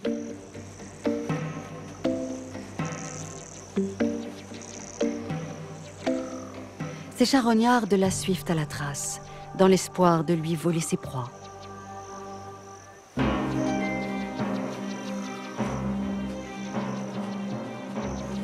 Mieux vaut éviter la confrontation avec ces maudites batailleuses. Elle ne fait pas le poids.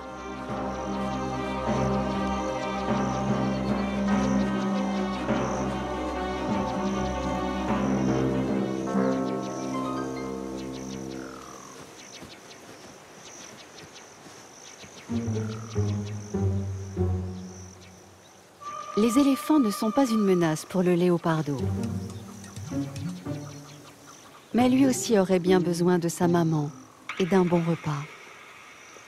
Et cela ne devrait plus tarder.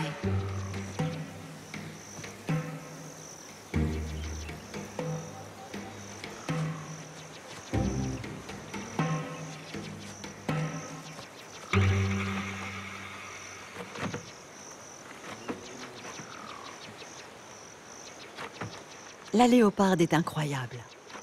À la seule force de sa mâchoire, elle peut hisser une proie aussi lourde qu'elle pour la mettre à l'abri des hyènes.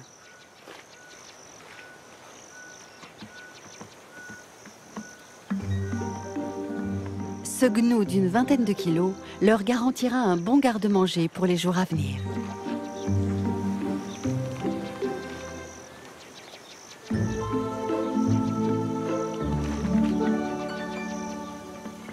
Cette super maman va pouvoir profiter d'un repos bien mérité et passer un peu de temps avec son fils.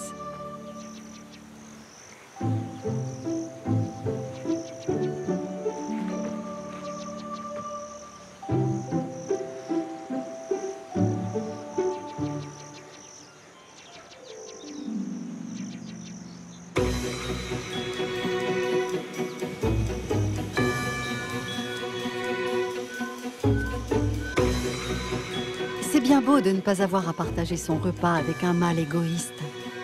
Mais être à la fois une bonne maman et une redoutable prédatrice, c'est épuisant. Les guépards en savent aussi quelque chose.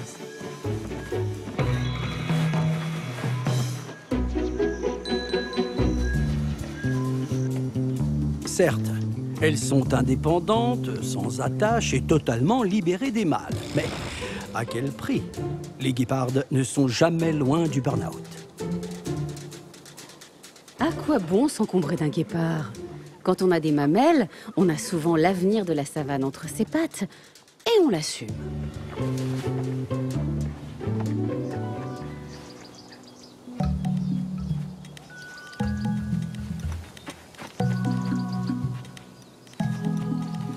La guéparde est une mère super active et débordée.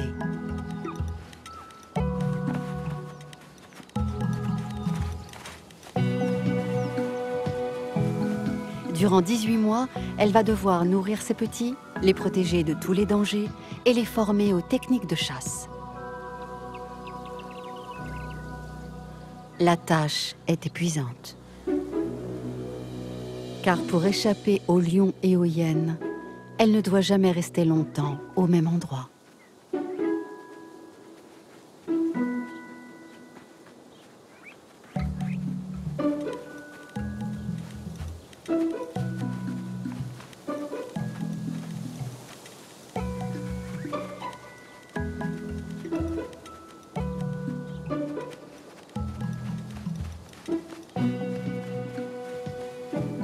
Le père a démissionné bien avant leur naissance.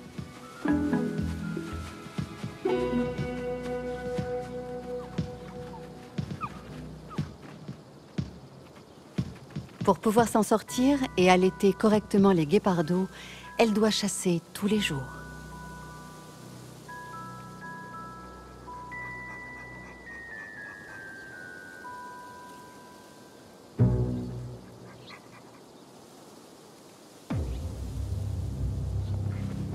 Ces petits gloutons lui demandent beaucoup d'énergie. Et ce n'est pas toujours facile de surprendre une proie quand on a 3 petits dans les pattes.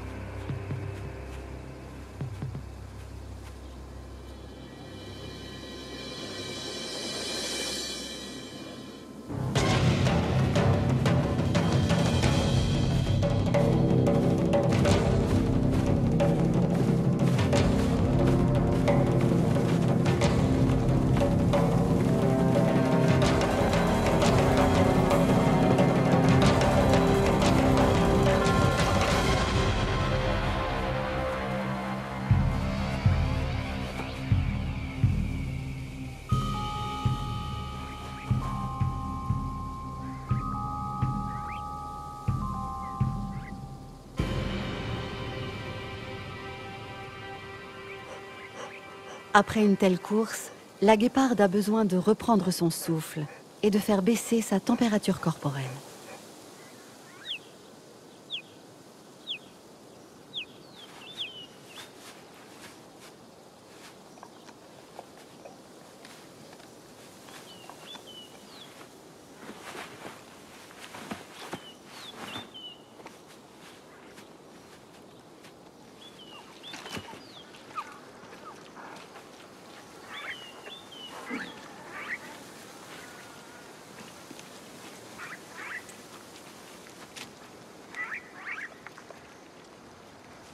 À force de vivre à 100 à l'heure et dans un stress permanent, cette super maman s'use vite et risque d'y laisser sa santé. Son espérance de vie est courte, rarement plus de 7 ans.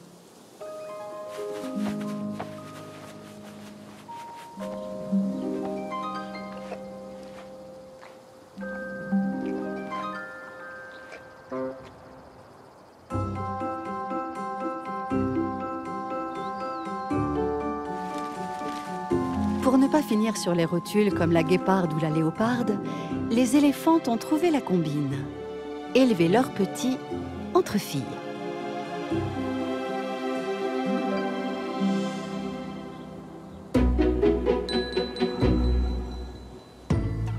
Le problème avec les éléphants, c'est qu'ils ne savent pas se tenir en société. Leur montée de testostérone a vite fait de leur griller le cerveau. Alors franchement, moins elle les voit, mieux elles se portent. Avec elle, une fois l'affaire conclue, c'est chacun chez soi et pas question de garde alternée. Heureusement, en matière d'éducation, ces titanesques mamans sont la crème de la crème.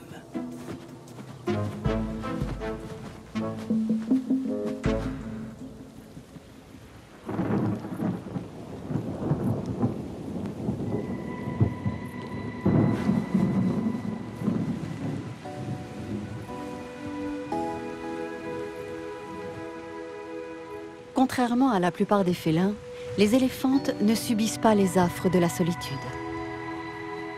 Pour élever leurs petits, elles peuvent compter sur la bienveillance et l'expérience de leurs aînés.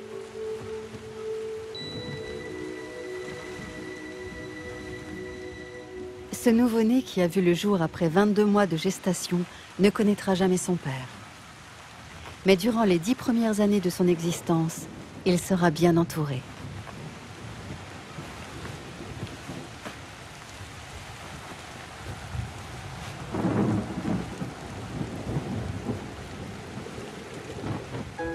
Sa mère est épaulée par ses sœurs, ses tantes et ses cousines, et la matriarche qui montre la voie.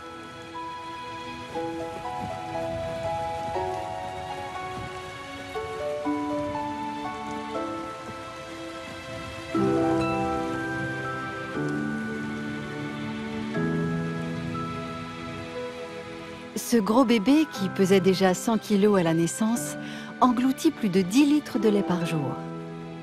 Jusqu'à l'âge de 4 ans, il doit rester dans les pattes de sa mère.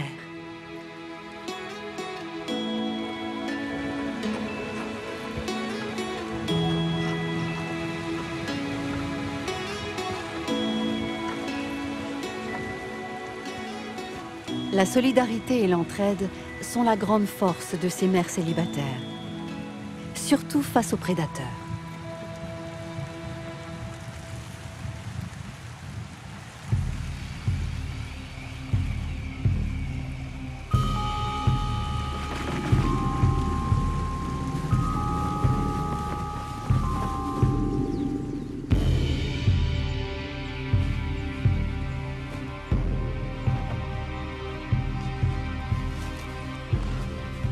Un éléphanteau est resté à la traîne.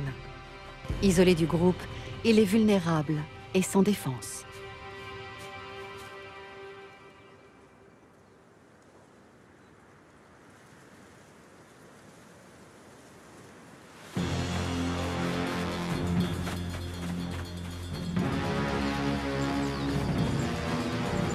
Un de ses cousins tente une diversion. Les éléphantes le rappellent rapidement à l'ordre.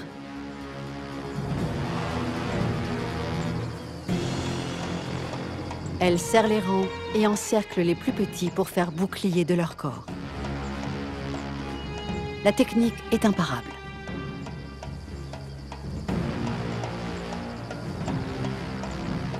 Unies par d'indestructibles liens familiaux, ces super-mamans peuvent surmonter sans mal les dangers de la savane.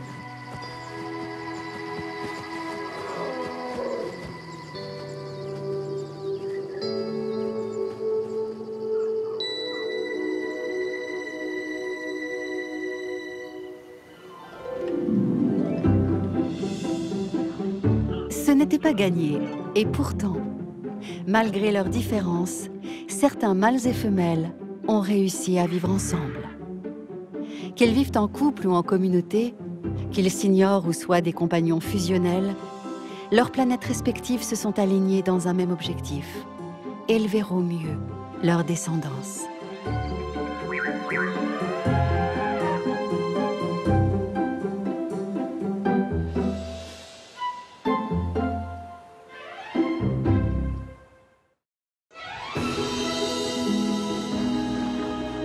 Que l'on naisse mâle ou femelle, héritier d'une tête couronnée ou simple sujet, l'éducation et les traitements de faveur accordés par les aînés n'offriront pas forcément la même destinée aux nouveau-nés. Si durant les premiers mois de leur existence, frères et sœurs grandissent côte à côte, quand viendra le temps de la puberté et son lot de pulsions sexuelles, leurs planètes prendront inévitablement des trajectoires différentes.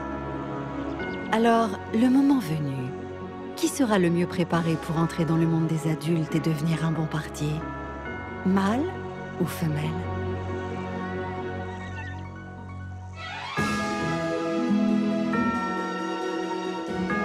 Ils peuvent être sexy, beaux gosses, voire carrément irrésistibles. Mais dans la savane, les mâles sont aussi imprévisibles.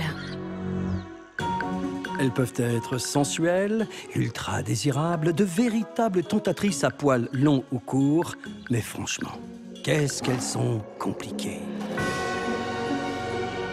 Si on dit que les hommes viennent de Mars, Et les femmes de Vénus? dans la nature, mâles et femelles vivent aussi sur deux planètes différentes. Pourtant, un beau jour, Ou peut-être une nuit? ils devront aligner leur trajectoire. Car même ici, il est difficile d'échapper à l'irrésistible besoin de se reproduire.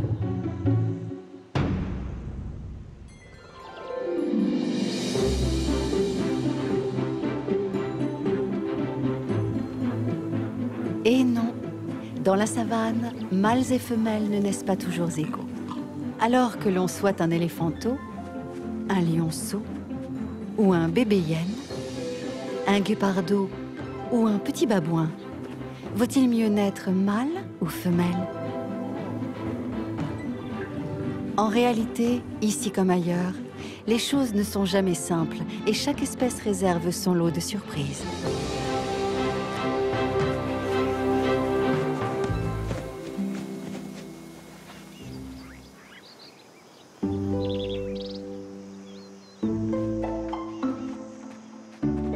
Chez les lions, l'éducation et la position sociale de chacun ne seront pas forcément les mêmes pour les petits mâles ou les petites femelles.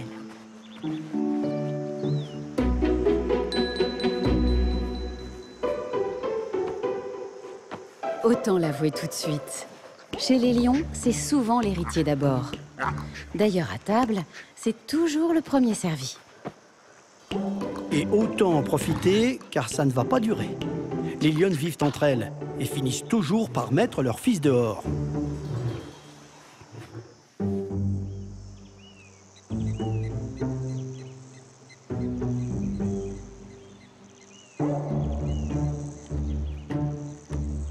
Tous les lionceaux du clan sont nés à la même période et ils vont grandir ensemble. À ce stade, rien ne les distingue les uns des autres. Il est difficile de savoir au premier coup d'œil qui parmi eux deviendra un féroce mâle dominant ou l'une des prédatrices les plus redoutables de la savane. Pour l'instant, ce ne sont que de petites boules de fourrure, curieuses d'explorer le monde.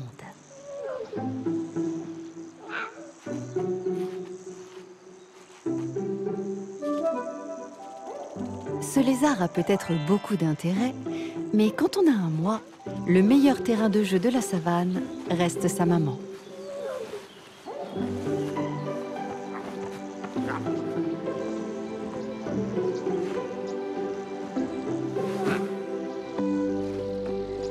De prime abord, l'éducation des lionceaux se déroule sans distinction.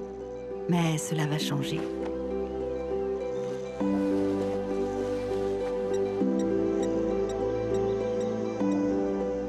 À partir de 3 mois, mâles et femelles ne sont plus vraiment traités de la même manière.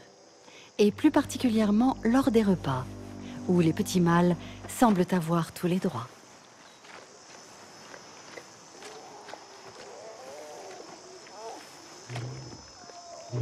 Les lionnes sont bien plus sévères avec leurs filles. Car contrairement aux lionceaux, ces dernières resteront dans le clan familial toute leur vie. Elles doivent très tôt leur apprendre les bonnes manières. À table, les chasseuses sont prioritaires.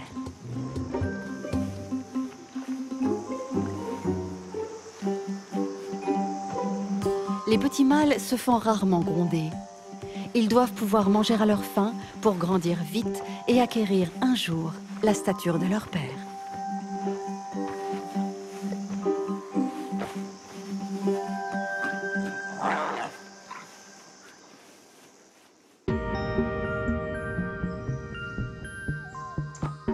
Pour d'autres petits, c'est une toute autre histoire.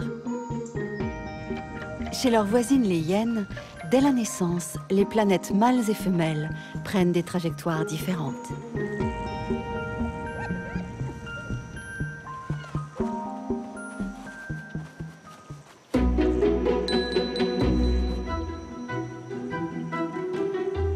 Quand on est hyène, il vaut mieux être fille. Ces petites chippies se comportent comme de véritables tyrans avec leurs petits frères. Et il va falloir qu'ils s'y habituent au girl power, car on ne s'encombre jamais très longtemps des mâles dans ce clan de filles.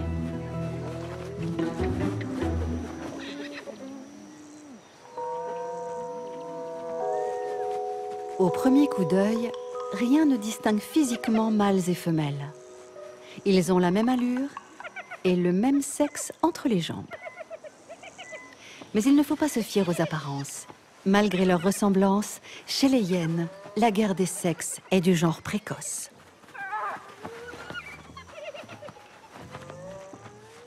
Chez elles, les règles sont basiques, simples. Le pouvoir se transmet de mère en fille. Et quoi qu'il arrive, chaque femelle est supérieure au mâle. Mieux vaut donc pour ces derniers apprendre dès leur plus jeune âge à filer droit.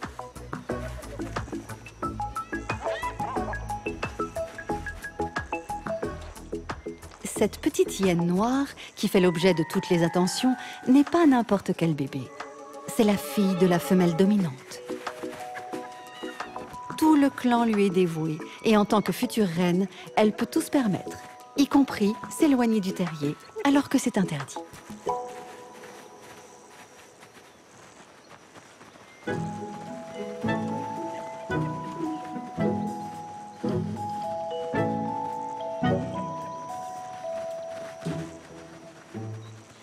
En réalité, sous ses airs innocents et vulnérables, se cache un caractère déjà bien trempé. Une véritable teigne aux dents déjà bien aiguisées. Cette petite princesse, haute comme 3 pommes, n'a qu'une idée en tête. Martyriser son frère et tous les autres petits mâles de la crèche. S'ils veulent grandir en paix, ils n'ont pas d'autre alternative que d'accepter de se soumettre sans broncher. Ces mini-martyrs ne sont pas au bout de leur peine. Ils devront faire preuve d'humilité jusqu'au dernier jour du reste de leur vie.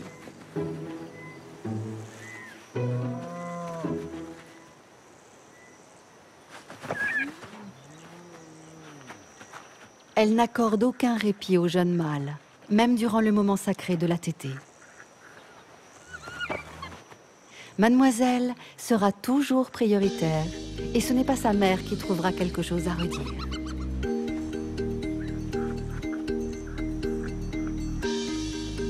Le moins que l'on puisse dire, c'est que dans cette société matriarcale, les petites hyènes tachetées ne commencent pas leur existence à armes égales.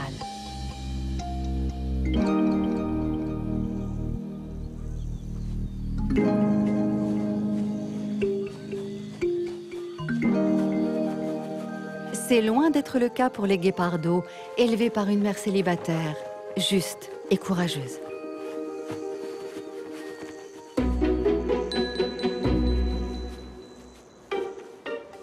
Finalement, peu importe que l'on soit né mâle ou femelle, chez les guépards, il n'y a aucun régime de faveur. Quel que soit son sexe, le jour viendra où chacun devra tracer sa route et se débrouiller seul.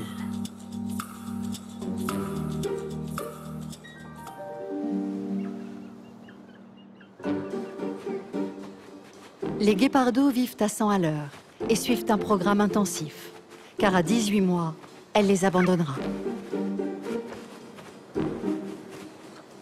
Ils ont bien profité du lait maternel durant les 6 premières semaines de leur existence.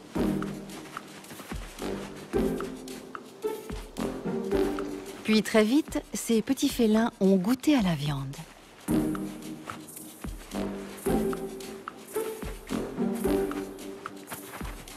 À 3 mois, ils étaient déjà sevrés et suivaient leur mère à la chasse.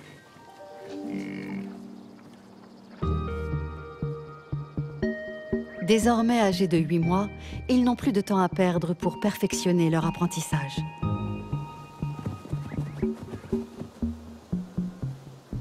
Contrairement aux petites hyènes, ici, frères et sœurs sont logés à la même enseigne.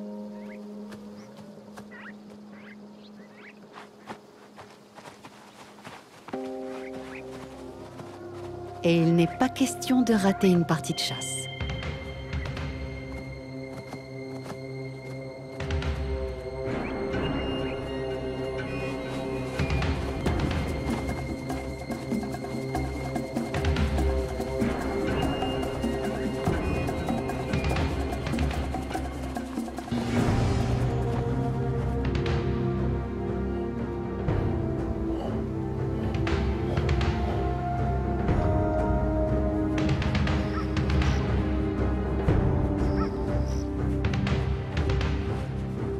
Pour un prédateur, devenir un bon parti demande de nombreux mois d'entraînement. Concernant les travaux pratiques, un nouveau défi les attend. Effectuer une mise à mort. Leur mère leur confie la petite gazelle pour qu'ils prennent soin de l'achever. Mais ils manquent sérieusement d'expérience. Pas encore tout à fait au point, le jeune maladroit laisse échapper sa proie. Sa sœur, un peu plus dégourdie, n'hésite pas à venir en renfort.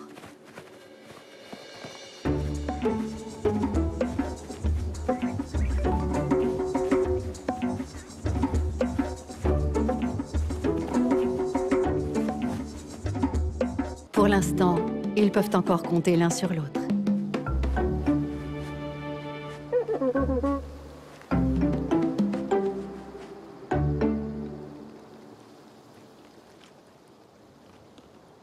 Contrairement aux lions ou aux hyènes, même au moment de passer à table, il n'y a aucun passe-droit entre frères et sœurs.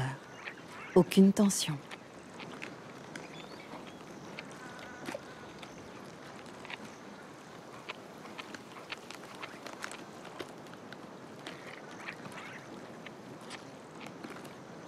Durant quelques mois encore, ils feront tout ensemble, sous la protection de leur maman et avec toute son affection.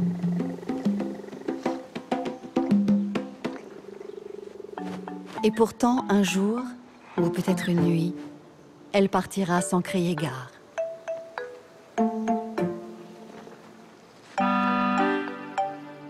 Ils devront alors vivre leur vie, à l'image de ces 3 jeunes guépards au loin qui font leur entrée dans le monde des adultes.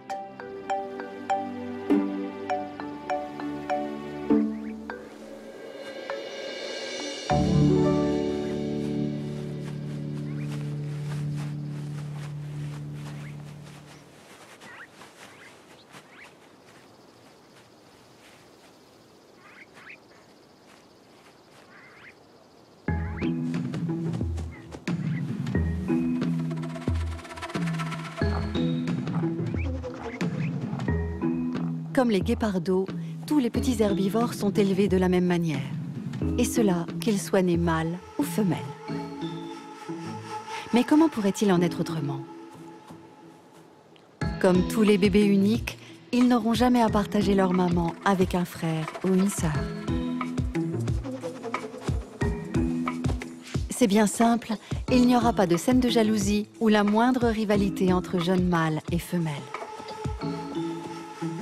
Il faut dire que les girafons, comme la plupart des petits brouteurs, manquent un peu de caractère.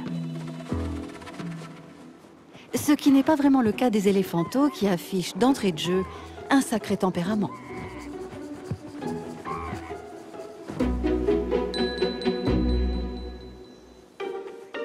On se demande souvent quelle mouche a bien pu piquer les éléphantos. Ils ne tiennent jamais en place et ne savent pas toujours quoi faire de leur trompe. Elles, en tout cas, elles sont beaucoup moins fun. Les petites éléphantes ne s'intéressent qu'à une chose, plaire à tout prix.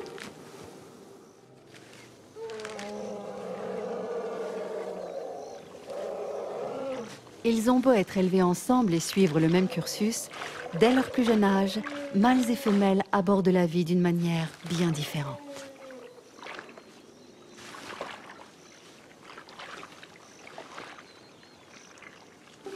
Tout faire comme maman, obéir quand il le faut et charmer leur entourage, les petites éléphantes sont prêtes à tout pour entretenir leurs réseaux sociaux. De leur côté, les éléphantos sont plutôt bains de boue, roulades et cabrioles dans les pattes de maman.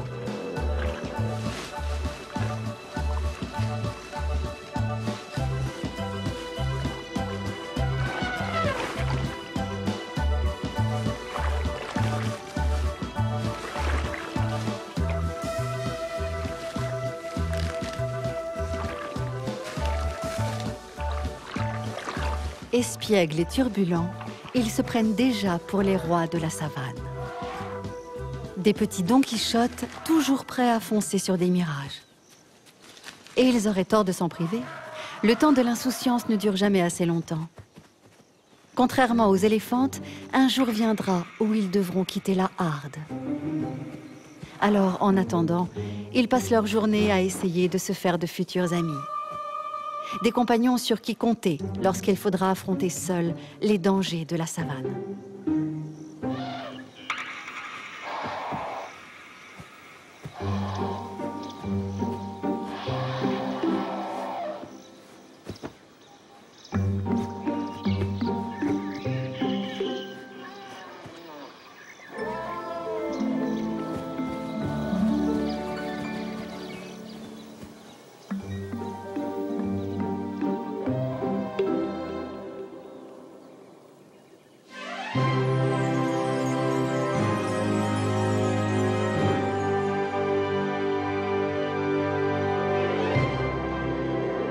Dans la vaste communauté des babouins, les jeunes mâles finiront eux aussi par être mis à la porte.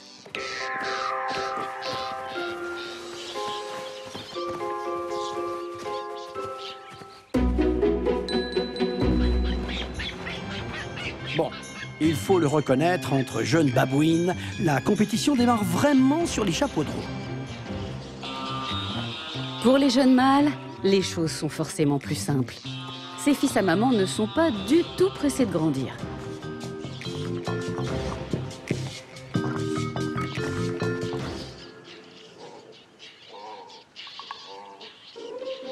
La période heureuse où tous les bébés au pelage de jais étaient adorés de tous est déjà révolue.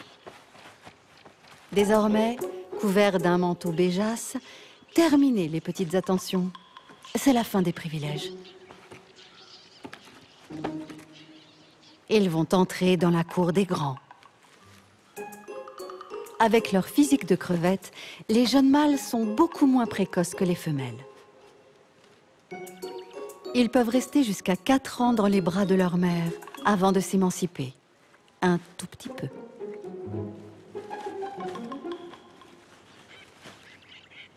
De leur côté, les petites femelles sont très tôt responsabilisées.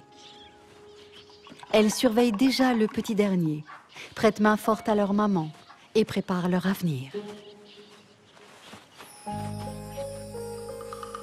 Car contrairement aux mâles, elles ont la possibilité de rester toute leur vie dans le clan. Encore faut-il s'y faire une place.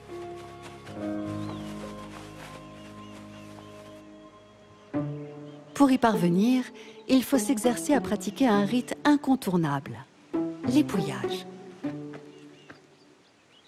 L'épouillage a une fonction de cohésion sociale et d'apaisement, à laquelle tout le monde doit se plier.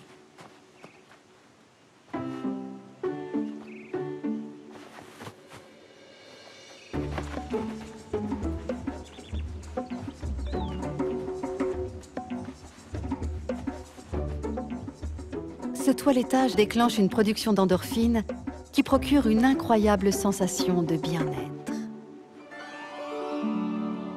Autant dire que ça plane pour eux.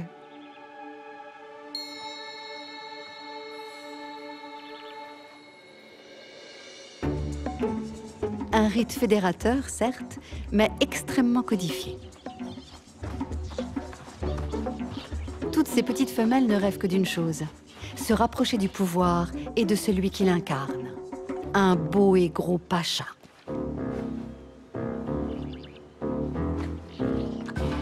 Entre les jeunes épouilleuses, la rivalité est inévitable.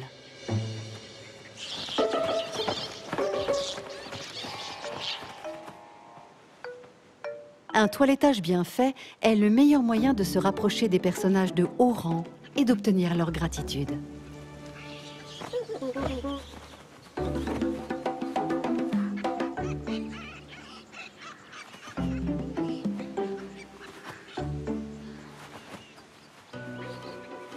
Alors que les mâles se tiennent à l'écart de ces crépages de chignons, les femelles, elles, jouent très sérieusement leur position sociale. Cette pratique a finalement d'incroyables vertus. Elle permet notamment de réconcilier les jeunes rivales.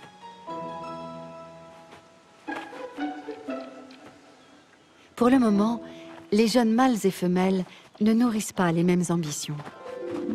Elles ne perdent pas de temps, et le moins que l'on puisse dire, c'est qu'elles mûrissent vite. À 4 ans, elles pourront être mamans. Ce n'est qu'à ce moment que les jeunes mâles commenceront à prendre du poil de la bête. Et puis, vers l'âge de 6 ans, lorsqu'ils auront atteint leur taille et leur force adulte, ils partiront s'établir loin de leur famille, dans une autre colonie.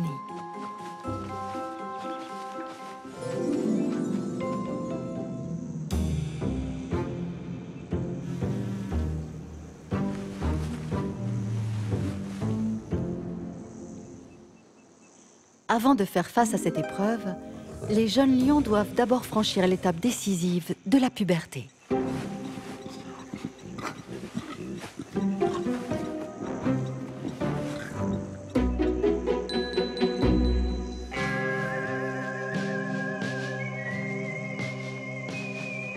Ça y est, les jeunes lionnes commencent à faire bande à part. Et elles se prennent déjà pour de grandes chasseuses. Mais question stratégie, elles sont encore loin d'être au point.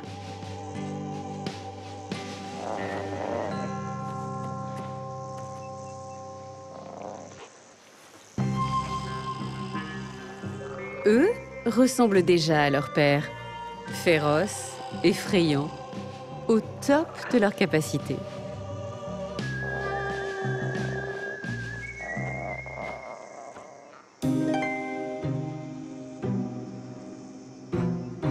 Le temps béni de l'insouciance touche à sa fin, et ce sont les jeunes mâles qui vont trinquer. Car dès l'apparition d'une crête sur le sommet du crâne, leurs jours au sein du clan sont comptés. Les mères ont assez à faire avec leurs nouveau-nés pour s'occuper des ados. C'est d'autant plus dur à vivre quand on est de nature plutôt pot de colle.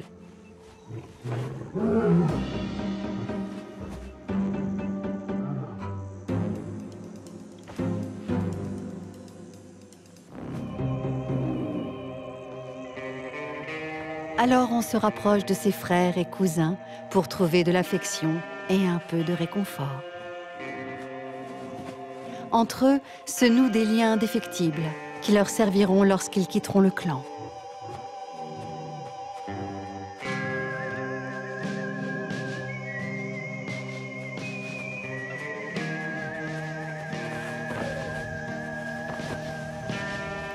Ce sont certainement les derniers moments d'intimité et de jeu que ce jeune mâle partage avec sa sœur.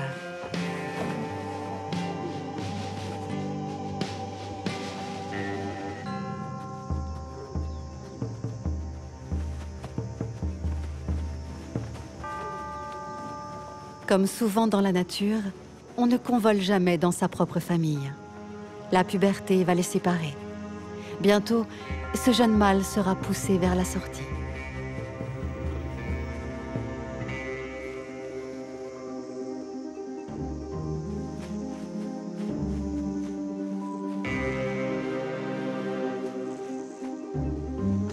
Son pacha de père le considère désormais comme un futur rival.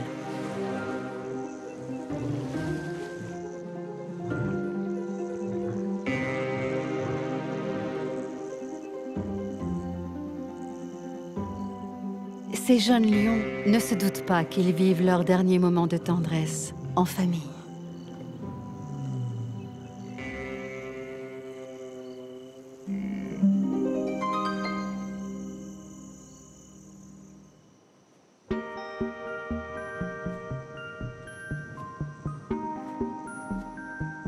Quelle que soit son espèce, l'arrivée de la puberté est un cap délicat à franchir. Pour les mâles, dont les hormones bouillonnantes menacent la sérénité du groupe, c'est l'heure du départ. Pour les femelles, rester auprès des siens a souvent un prix. Il va maintenant falloir s'impliquer à 100% dans la vie du clan. Certains auront la chance de rester au sein d'une communauté, d'autres seront livrés à eux-mêmes. Le temps est venu pour les planètes mâles et femelles d'amorcer leur séparation.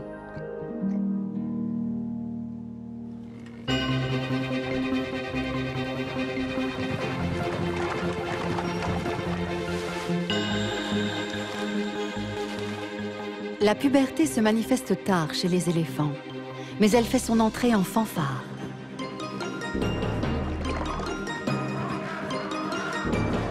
Et tout particulièrement chez les jeunes mâles.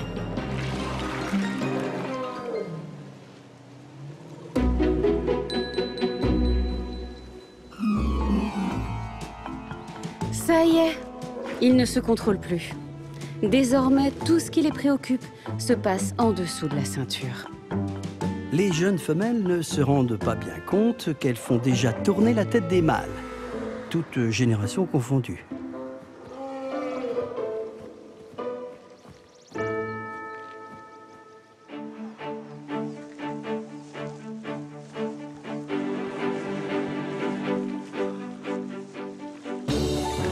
Boostés par des montées de testostérone, les jeunes éléphants ont de plus en plus de mal à tenir en place.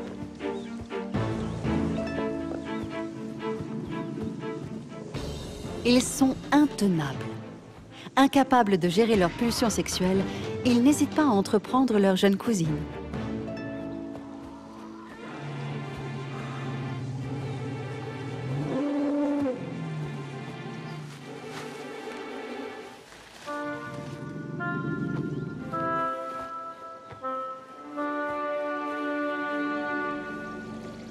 Dans la harde, on n'y va pas par quatre chemins. La décision est sans appel. Les mères ont vite fait de mettre les jeunes excités à la porte.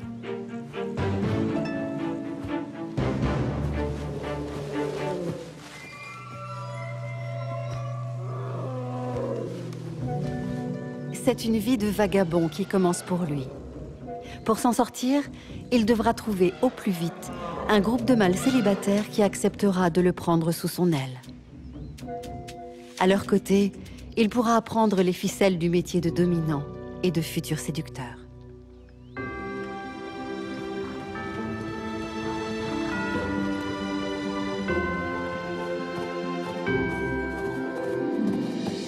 Quelle que soit leur espèce, les jeunes mâles ne sont jamais réellement préparés à basculer du jour au lendemain dans une vie d'adulte.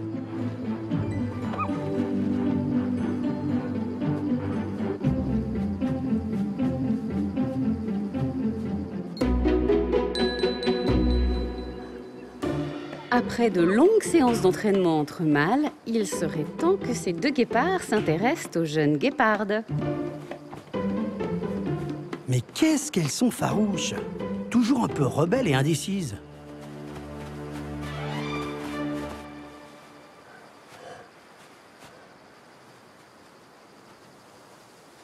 Ces deux frères n'ont pas pu résister au charme de cette belle solitaire.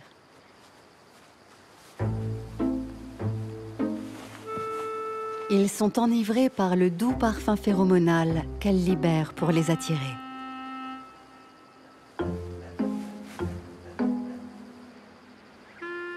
Ces débutants n'ont pas encore les codes et n'ont pas saisi qu'en s'allongeant, elle les invite à la rejoindre. Le message est pourtant clair. Non, décidément rien n'y fait. Ils viennent de rater une belle occasion. Mais elle n'a pas l'intention d'abandonner la partie.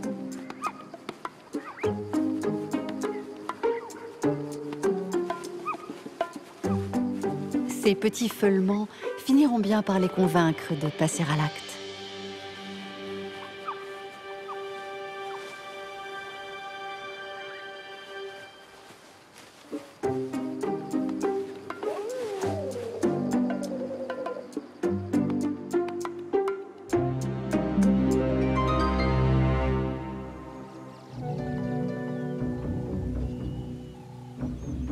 Les jeunes hyènes sont beaucoup moins précoces. Elles ne seront pas en âge de convoler avant 3 ou 4 ans. Alors les jeunes mâles vont devoir prendre leur mâle en patience.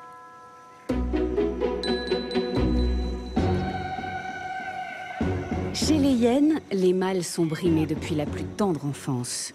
Alors pas étonnant que certains deviennent de véritables mauviettes. Et plus on grandit, plus on en prend pour son grade.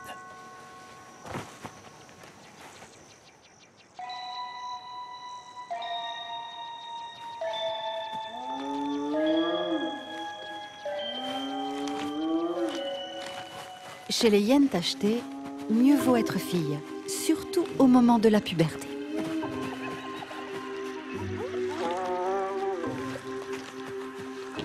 Elles sont désormais plus fortes, plus grandes et plus impressionnantes que les mâles de leur âge.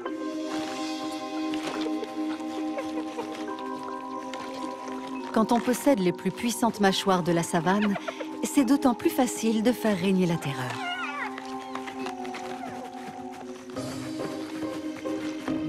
Encore une fois, au sein de cette société matriarcale, ce sont les mâles qui trinquent. Ils se contenteraient bien d'un bout de carcasse à rogner ou même d'une oreille, mais elles ne sont vraiment pas partageuses. Ces croqueuses d'os sont capables d'engloutir 15 kilos de viande en un seul repas et peuvent ne rien laisser derrière elles.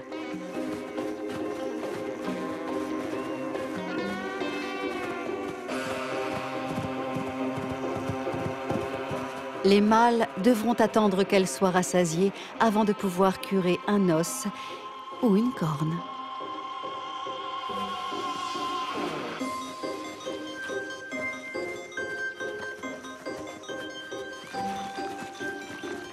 Leur situation s'améliorera probablement plus tard, quand ils quitteront le giron familial pour intégrer un autre clan.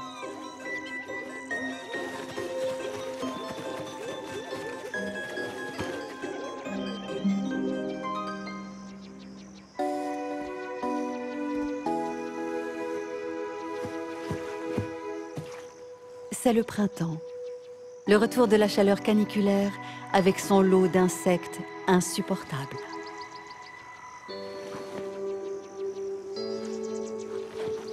Il n'épargne personne, pas même le plus féroce des prédateurs de la savane.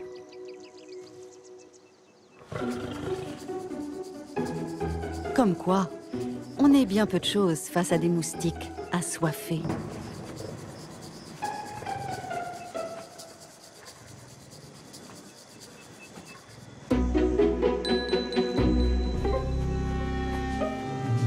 Ces lions aimeraient bien s'éterniser dans le clan. Mais il est temps de quitter leur mère et leur pacha de père. Et c'est là que les galères commencent. On sait ce qu'on laisse, mais on ne sait jamais ce qu'on va trouver. Les jeunes lionnes, elles ont pour leur part la chance de rester en famille.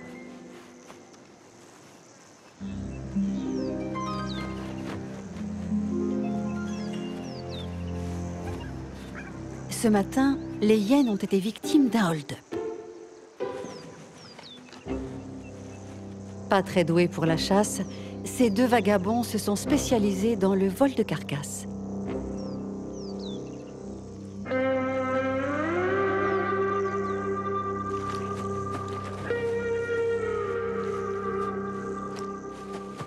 Le butin est maigre et le partage compliqué.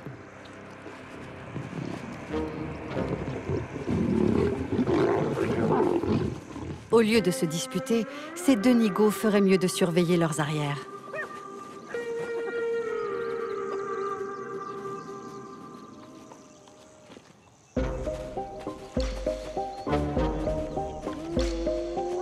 Les hyènes ont rameuté toute la colonie. La cohésion et la solidarité de ces guerrières fait leur force.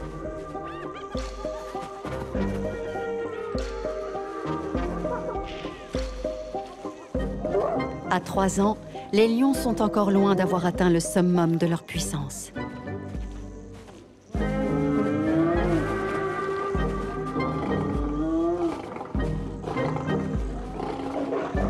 S'ils ne veulent pas se faire lyncher, les deux voleurs doivent capituler.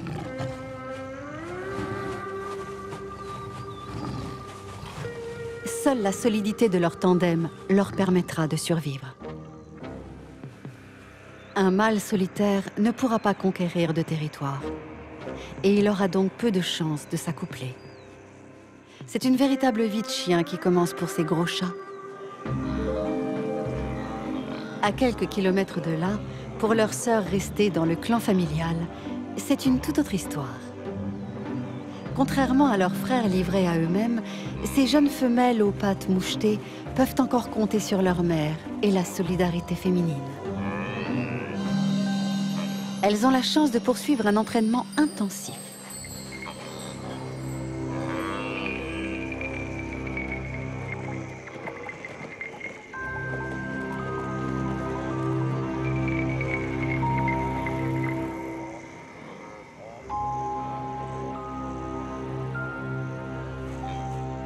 Chez les lionnes, la chasse est tout un art, et ce, dès leur plus jeune âge.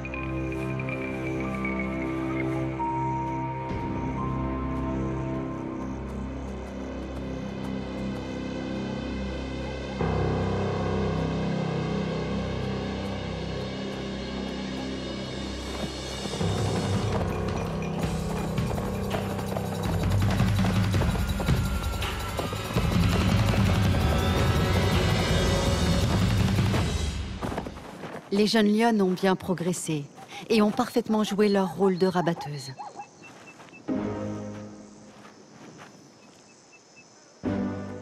Transmise de mère en fille, leur stratégie de chasse est imparable. Son secret, la cohésion du groupe et une parfaite répartition des rôles.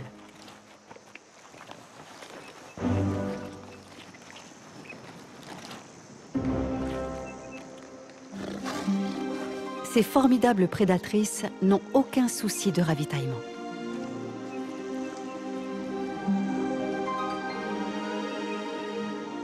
Alors elles peuvent parfois se la couler douce, s'offrir des moments de détente et de douceur. Excellent pour le moral des troupes.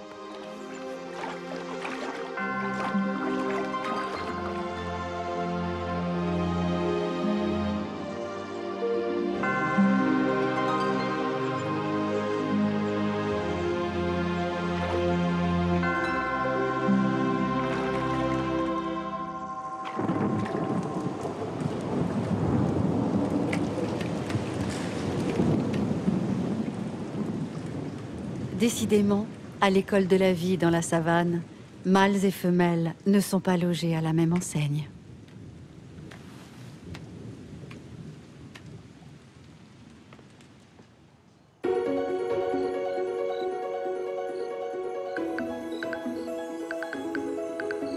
frères et sœurs font désormais bande à part et routes séparées. Chacun sur sa planète, ils vont devoir devenir de bons partis, car que l'on soit mâle ou femelle, le but ultime est de rencontrer un jour l'âme sœur. C'est un parcours du combattant qui va désormais rythmer le quotidien des jeunes mâles. Tout au long des prochaines années, ils n'auront qu'une seule obsession, devenir le plus fort, le dominant. Pas de concours de muscles, de lutte ou de démonstration de puissance pour les jeunes femelles. Mais la vie ne sera pas toujours rose pour autant. Jour après jour, mâles et femelles vont tenter d'acquérir force et expérience pour être les plus compétitifs sur le marché de l'amour.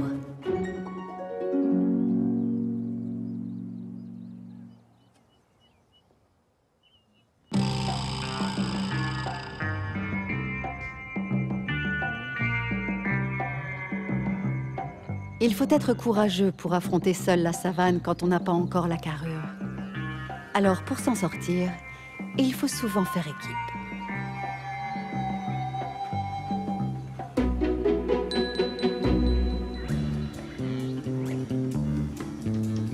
Absolument rebelles et indépendantes, les jeunes guépardes feraient bien de profiter de leur temps libre.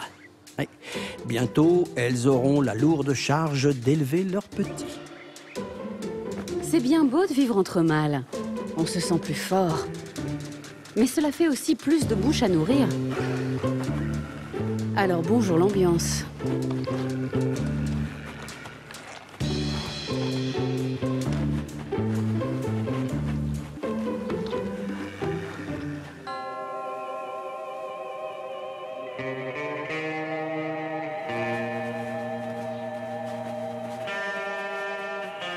Après des mois de vagabondage, il est temps pour ces jeunes mâles de s'approprier un territoire et de le faire savoir à la concurrence.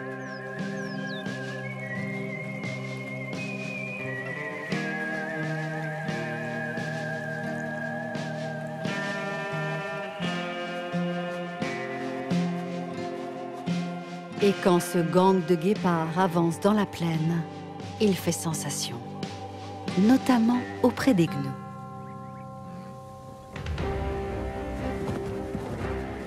La tactique est bien rodée.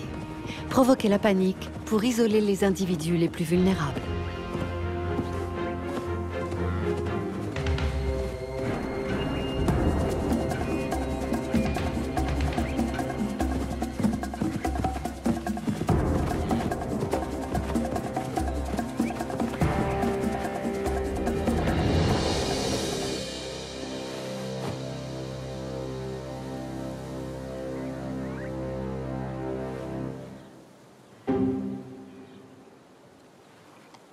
Ils n'auront pas le temps de reprendre leur souffle.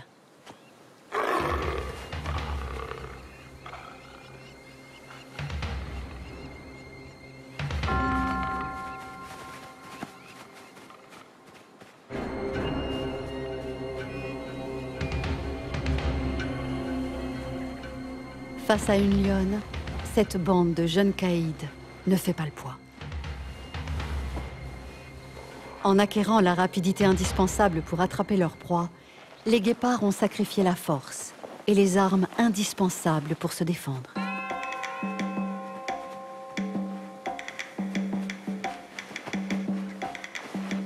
Mais ils ne sont pas prêts à renoncer.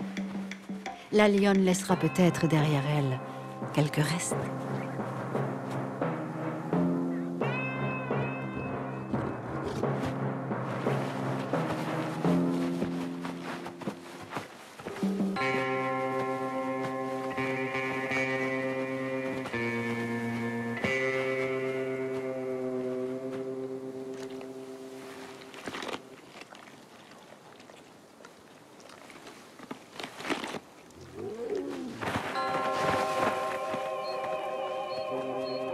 On ne peut pas gagner à tous les coups, mais les proies ne manquent pas.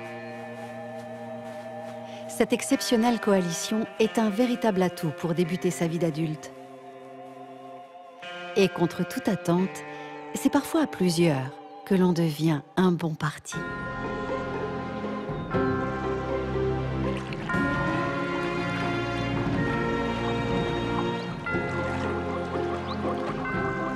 Pour les espèces territoriales, la richesse foncière est le seul moyen de devenir un bon parti. Chez les hippopotames, rois de la promiscuité, la conquête d'un territoire où on peut entasser tout un harem est primordiale.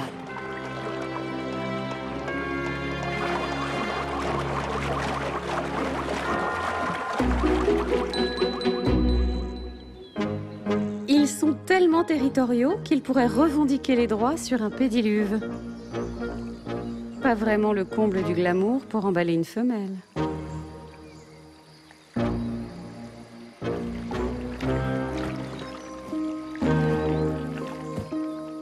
Elles préfèrent les grands espaces et les piscines olympiques. Alors elles ne sont jamais pressées de retrouver leur harem crasseux et surpeuplé.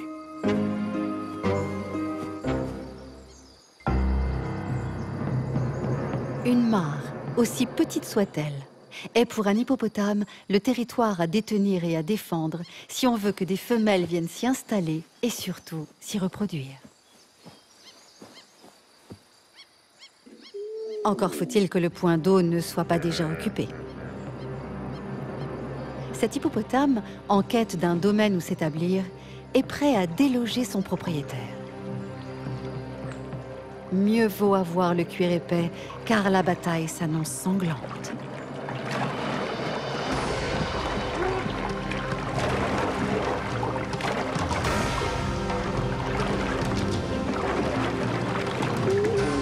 Ces deux titans balafrés peuvent s'entretuer pour régner sur ce point d'eau.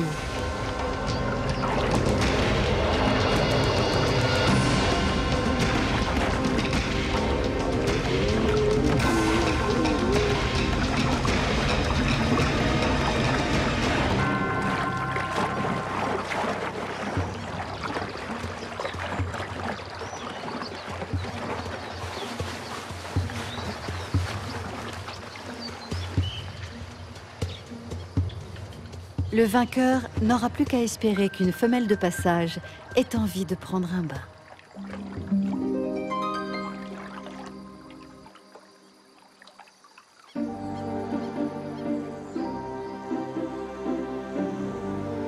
Après plusieurs années d'errance, les lions ont pris du poil de la bête. Leurs favoris se sont étoffés. Ils sont prêts à en découdre pour conquérir les lionnes.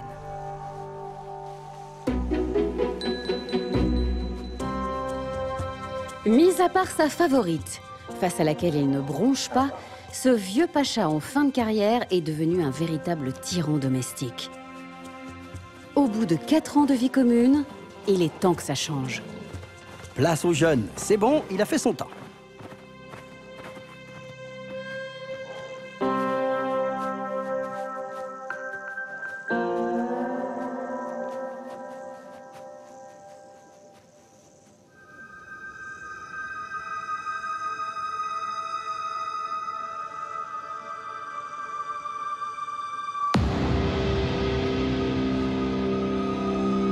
À 5 ans, ils en imposent.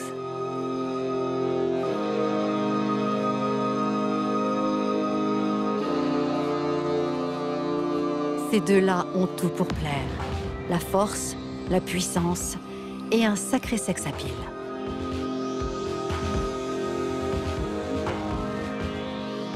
Et ça tombe bien. Car cette lionne en chaleur qui passe au loin fait tout pour se faire remarquer. Grisé par les phéromones qu'elle vient de disperser, l'un des deux lions s'empresse de la suivre.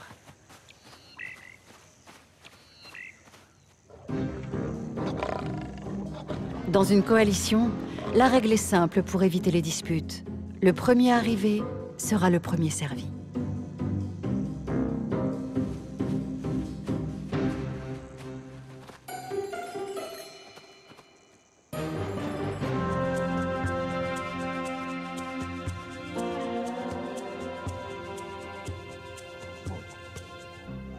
La lionne les entraîne sur son territoire. Mais elle appartient au clan tenu par le vieux mâle tyrannique.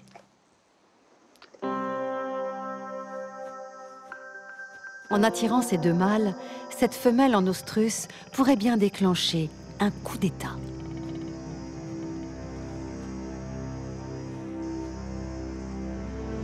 C'est là que tout va se jouer pour ces deux jeunes mâles, avec une opportunité idéale de renverser ce pacha.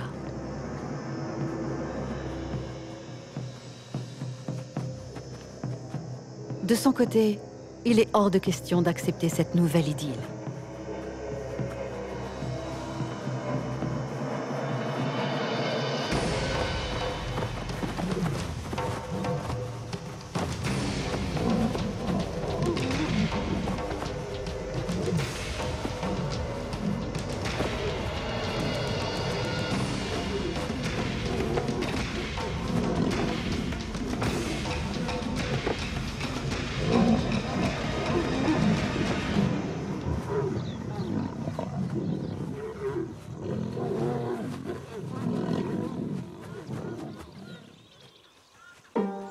Le vieux mâle a fini par capituler.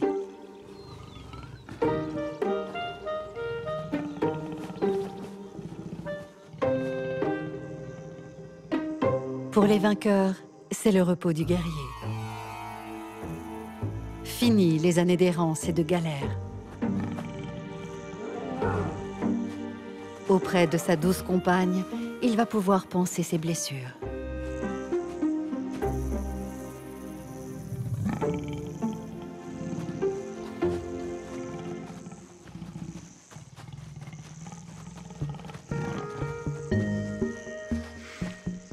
C'est la fin d'un règne pour ce vétéran, désormais seul et condamné à l'exil.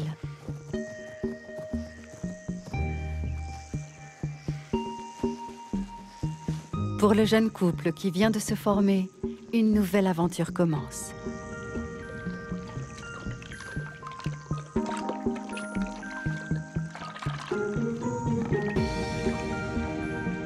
Voilà, la boucle est bouclée. Après être restés longtemps séparés, mâles et femelles ont fini par se retrouver. Ils ont réussi à aligner leur planète et vont s'unir, dans le but ultime de se reproduire, et ainsi perpétuer leur espèce.